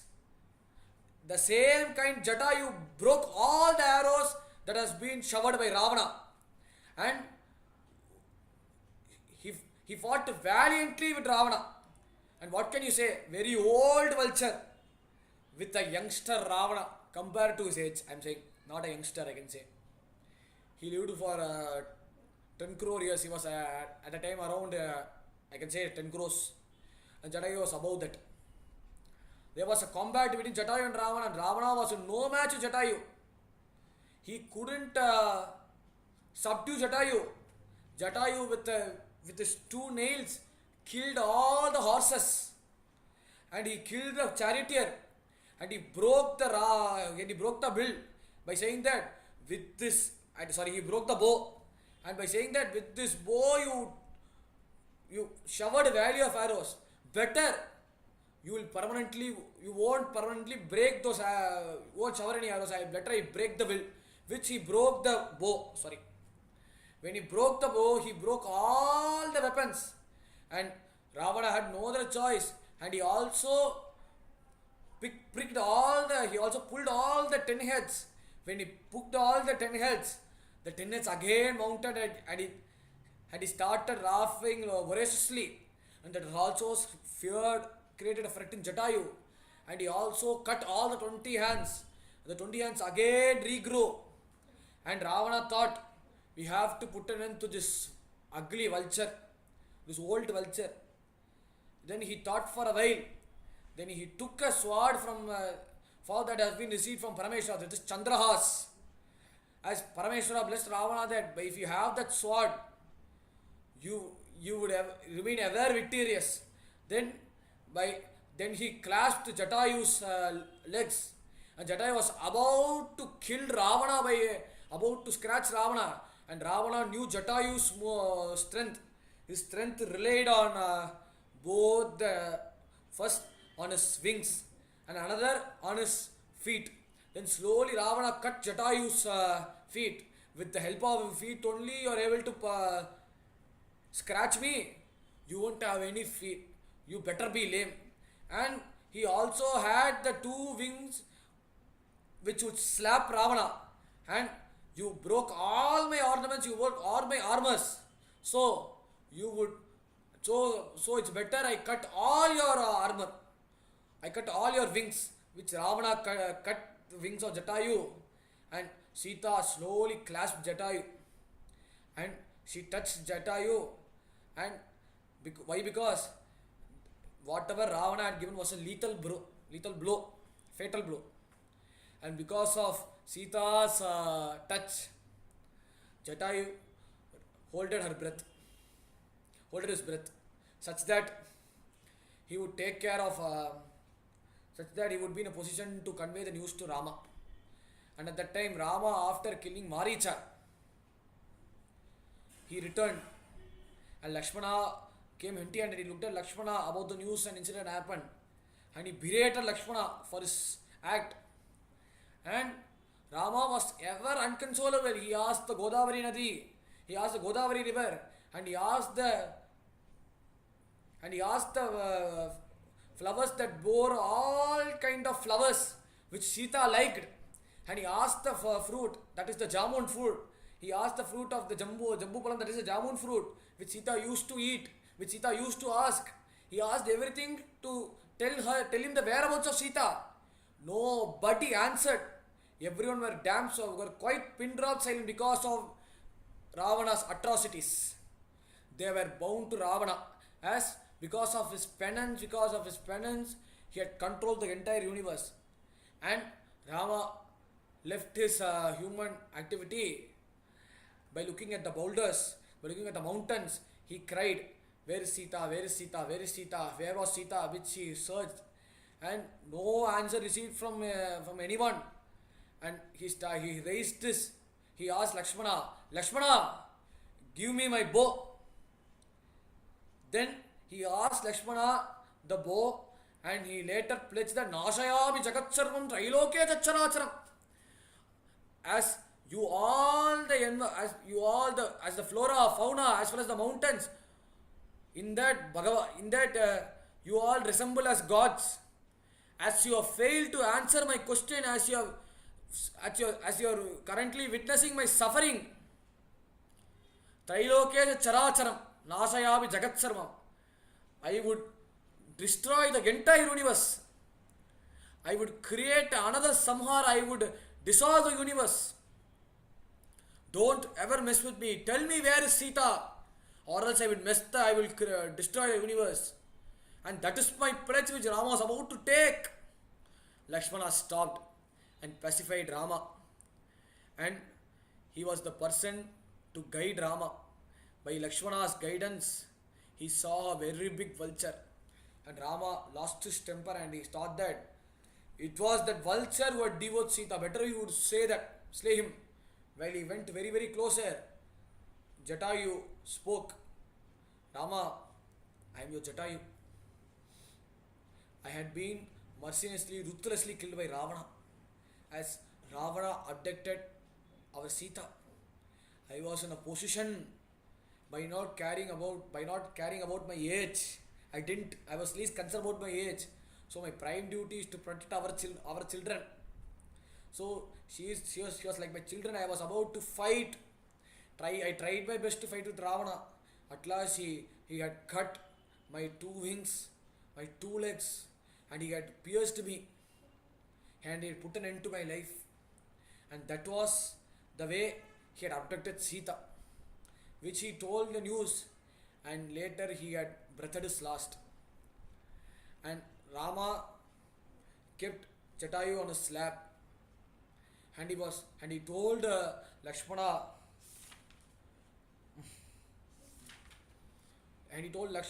to lit a fire. He deserved to do a Brahmamaya Samskara because he had sacrificed his life for me. Even though Dasaratha couldn't get that status, he had given that father status to Jatayu. After giving him the Brahmamaya Samskara which he had did, adhering to the Shastras, at that time the divine form had come.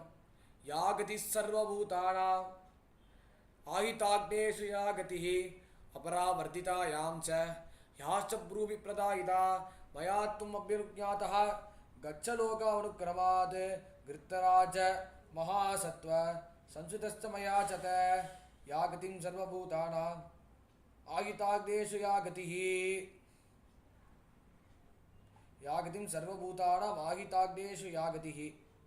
अपरावर्तितायां च याश्च ब्रूहि प्रदायिता.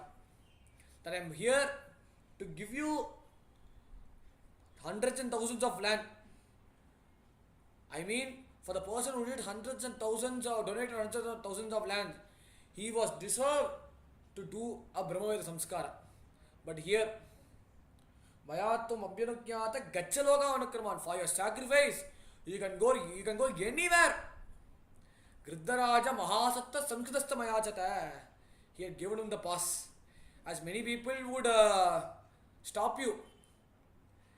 Here Rama had forgot his state and he told that you can go to any loka, whichever loka you can go by giving him the Moksham.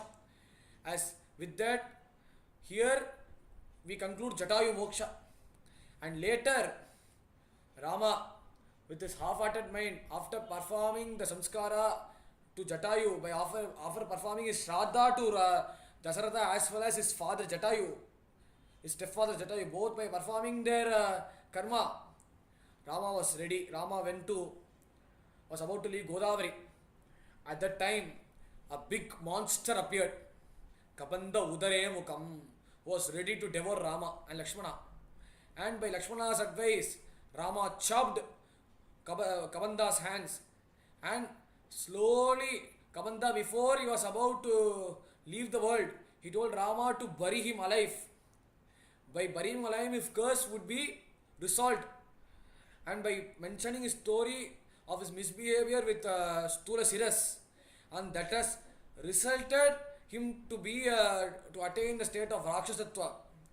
And he also messed with Indra, that he received the boon that he had no such life, he had no death. So he was severely beaten by Indra. And he also mentioned that Brahma had given me a boon that I would live for so many years. And Indra told, why did you unnecessarily get those boon?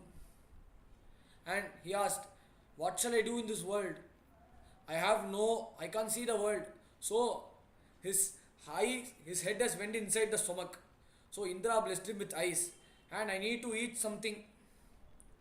So Indra gave him mouth, and what shall I do to collect food?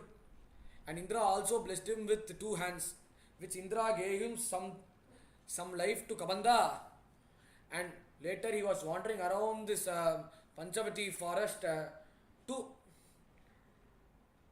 and hither he sees any person, he would devour them. He was living for thousands of years, creating atrocities. And later he revealed that he was Gandharva, and he requested Rama, Lakshmana, that since both of them were searching for Sita, so he advised him before he left Gandharva Loka that first go and meet Sugriva. If you have an association with Sugriva, automatically you would get Sita in no time. And before meeting Sugriva, who is in Kishkinda, meet Shabari. Meet Mahatma Shabari. As she was eagerly waiting for you, Rama, you have to see her austerities. As the days are nearing. So, before you meet Sugriva, meet Shabari. By giving the two instructions, Dhanu went to his Gandharva Loka. And when he entered that place, when he entered Pampa, there was a sense and a state of tranquility there. Because of Shabari's Anustan, because of Shabari's austerities, that has illuminated the fragrance in her ashram, which is in Pampa. That's the present day Hampi in Karnataka. While he's about to enter Kishkinda, her tapas had made Rama to primarily enter into her ashram.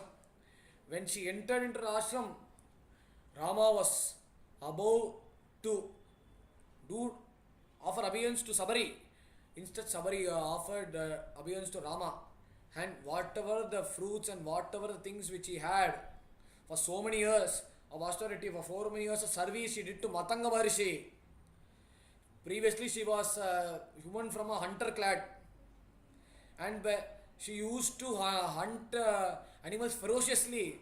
When she entered the ashram, when she entered her ashram, which was previously Matanga Maharishi ashram, when she entered that place, she saw the greatness of the Maharishi and suddenly she surrendered to him. And indirectly she served Matanga Maharishi without anyone's knowledge. And even Matanga Maharishi knew that incident. In order to celebrate, in order to make to know the devotion of Sabari, Matanga Maharishi played a game that he made all the disciples to know the devotion of Sabari, and everyone knew the great devotion of Sabari. And Matanga Maharishi was ready to leave the body. He was ready to go to Brahmaloka. All the disciples were ready. They with the folded hands, they asked, Maharaj, Swami, give me some boon, Swami. And Matanga Maharishi was ready. Before I leave this world, I would give them whatever I have accumulated by my years of tapas, of penance. And everyone instead asked Matanga Maharishi that, I want to fly like a bird. That is anima.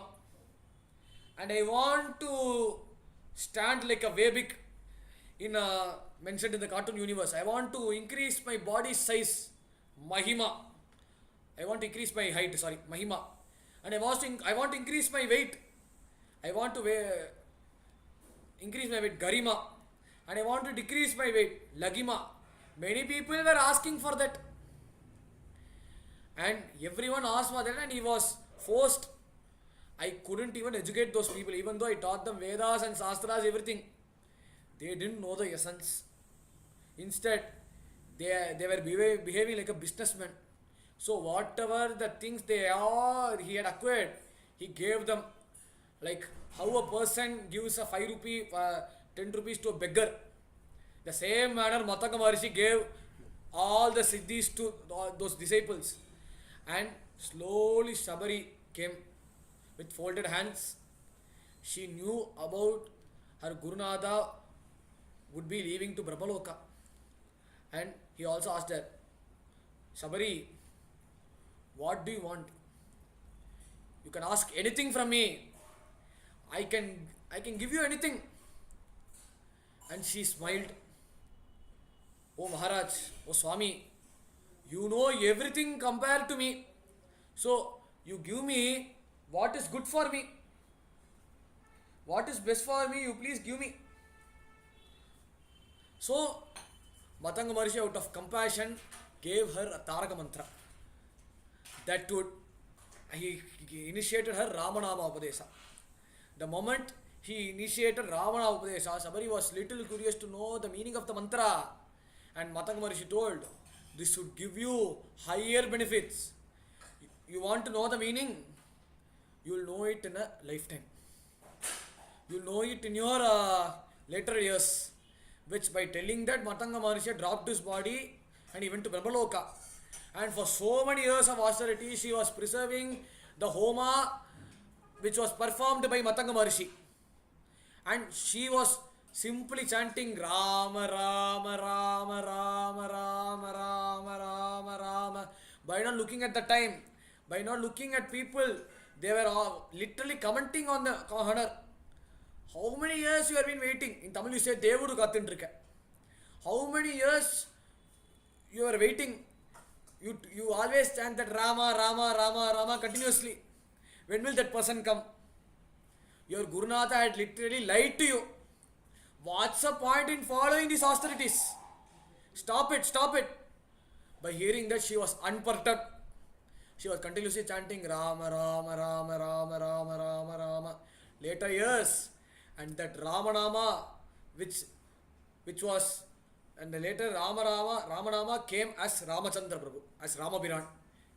It has appeared in front of Sabari. And he has received the prasad which she offered, out of compassion she offered.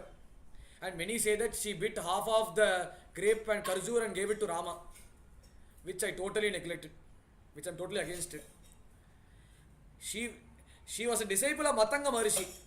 And how could she behave in such a manner a tribe woman can behave?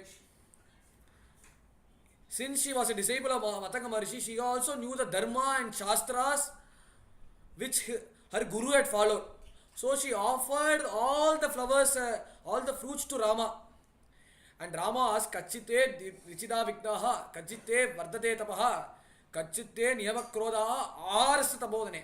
And he asked that, how did you control your senses, Indriyas?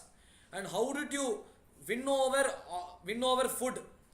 And how did you control your food? Sorry. And how did you control your breath? And all the things, and how did you control your intake? Which all the questions he had asked. And how many years of tapas you had done. Sabari, instead of telling the quantity of the tapas, she directly told. She told to the point. Adya prapta tapas siddhi tapasandarsana tvaya adya ve sapalam janma guravascha subhojitaha adya ve sapalam janma swargaschaiva bhavishyati toyi devavare ramaha pujite purusharsava. That whatever the tapas I have accumulated, if one person asked, if we were in the position to say, in Tamil you say, Ennatha pannito. For so many years of tapas I have done, what did I get? My mind is not in a sense of tranquility. I always long for something which we would say, we would lament. But here, Adyaprapta tapassiddhihi tavasandarsanattvaya, by so many years of tapas, by penance, I am right now reaping the fruit. Adyame safalam janma guravascha supujitaha. For so many years I served my Guru. I am now reaping the fruit. Toyi devavare. And what is the purpose of my life? Which I had the question. And right now, the answer is in front of me. Toyi devavare Rama pujite purusharshava. You are the God. You are Paramatma. You are Narayana Rama. Pujite purusharshava. And I serve you. And Rama didn't disapprove from that. In that he didn't say Atmanam Manasam Manye Raman Dasratmajam to Brahma, to Parameshwara. In Yuddhakanda he would say. But here, in front of Sabari, he just gave a glimpse smile. Because to those people, he would proclaim his Bhagavan. To Anjaneya Swami, he proclaimed as Bhagavan. To Jatayu, to give him the moksha, to give him liberation, he proclaimed as Bhagavan. Why? Because of the unconditional, because of the selfless service Jatayu had showered. Here, in case of Sabari, she followed Guru's Vachana. That is what Acharya Bhagavad said, Bhagavan Kim Upadeyam Guru Vachanam. What is to be adhered? What is to be adhered which is equal to Shastras? Guru Vachanam. Follow Guru's words, which Sabari had followed. By following, which for so many years of following Matanga's orders, by following his instructions, she prayed to Rama, and she went into the state of Samadhi, and she dropped the body in Matanga's Yogagni, and she went to the state where her Guru used to be. Tat punyam sabaristanam jagama atma samadhina, as Vedanta Desika said. Sabari moksha sakshi bhuta. And he was a spectator of Sabari's moksha. And Bhagavan came. He has to give her moksha. And why she herself attained that moksha? Even though Bhagavan was there, it is to show the greatness of Guru Bhaktas. As in the last satsang we have seen about the Gurutvam in Rama. Here you see about, here in this satsang we have seen about Guru Bhaktas. To those who serve their life for, those who spend their life for serving the Gurus. To those people, selflessly, without expecting anything by serving their lives to Guru, for them, Bhagavan would be the spectator and Bhagavan would look at their moksha. There is no need for Bhagavan to give them the moksha. The moksha is always Jatayu Mukti Padesaraya, what Brahma said in Brahma Stuti. That Mukti is actually your ancestors' property. There is no point in lagging or longing behind it. Jivetayo Mukti Padesaraya Bhak. That Mukti is your ancestors' property. So, by offering yourself towards Guru and Bhagavan, you would attain that state which Sabari had excellently showed in Aranyakanda. With that, we conclude Aranyakanda. From there, Rama, Lakshmana, they all started going to Kishkinda. From the next session of Satsang, we'll be seeing Kishkinda Ganda. That too very important. We'll be seeing Sugriva Bhattabhishekam. Janaki Kanta Smaranam Jai Jai Rama Rama Sadguru Swaminaha Jai Anjaneya Swaminaha Jai.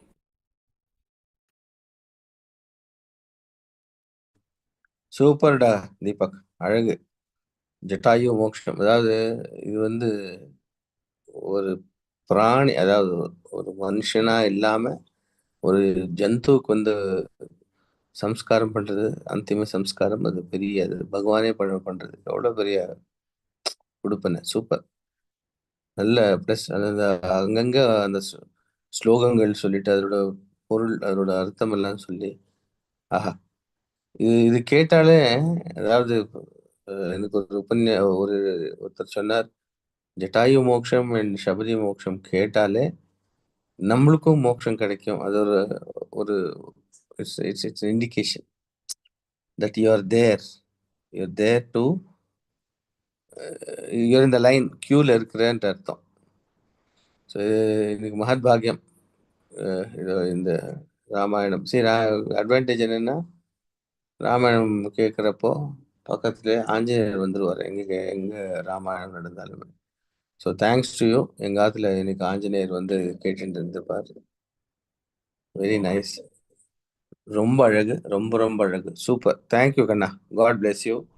We will see you again next session with Kishkindha Kandam. எனக்கு ரொம்ப பிடிச்சது ஏன் தெரியுமா?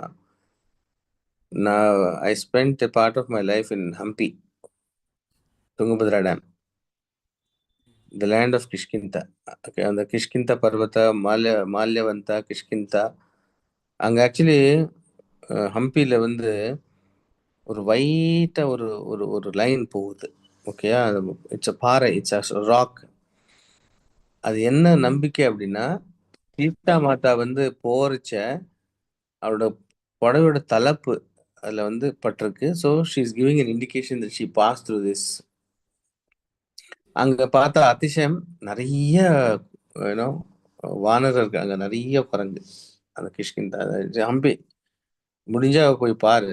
One of the greatest ஏன்னா architectural sides. அது இது UNESCO side. அது அழகு.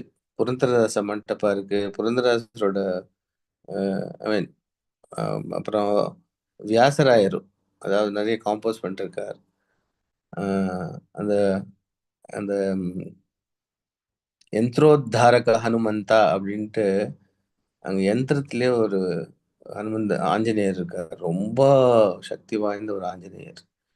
அதுக்கு பின்னாடி ஒரு பெரிய இதே இருக்கு. வியாசராயர் வந்து ஆஞ்சநேயரோட படம் வரைஞ்சார். வரைஞ்சாக்கா நெக்ஸ்ட் டே பார்த்தா டிஸப்பியர் ஆயிடும். அப்போ ஒரு 1 வீக் ஆனதுக்கப்புறம் ஆஞ்சநேயர் கனவுல வந்துட்டு, சொப்னத்துல வந்துட்டு சொன்னா, "பாரு, வெறும் படம் வரைஞ்சா மாத்திரம் போறாது. You can't bind me. நீ ஒரு யந்திரமா பண்ணிட்டு என்ன ஸ்தாபனம் பண்ணினாக்கா, பிராண பிரதிஷ்டை பண்ணா நான் இருப்பேன்." ஸோ அங்க வந்து யந்திரம். அந்த யந்திரத்துக்குள்ள வந்து ஆஞ்சநேயர். யந்திரோத்தாரக ஹனுமந்தா. நிறைய காம்போசிஷன் இவனுக்கு தெரியும். யாரு? நவீனுக்கு நிறைய காம்போசிஷன் தெரிஞ்சிருக்கலாம். இந்த ஆன் திஸ் பர்டிகுலர் ஆஞ்சநேயர். அது மால்ய வந்து அதான் கிஷ்கிந்தால தான் இருக்கு. ஹம்பி. யா, ரொம்ப சந்தோஷம். ரொம்ப ரொம்ப சந்தோஷம். Very nice. God bless you child. Will again meet you next session. समस्त लोकाः सुखिनो भवन्तु. ओम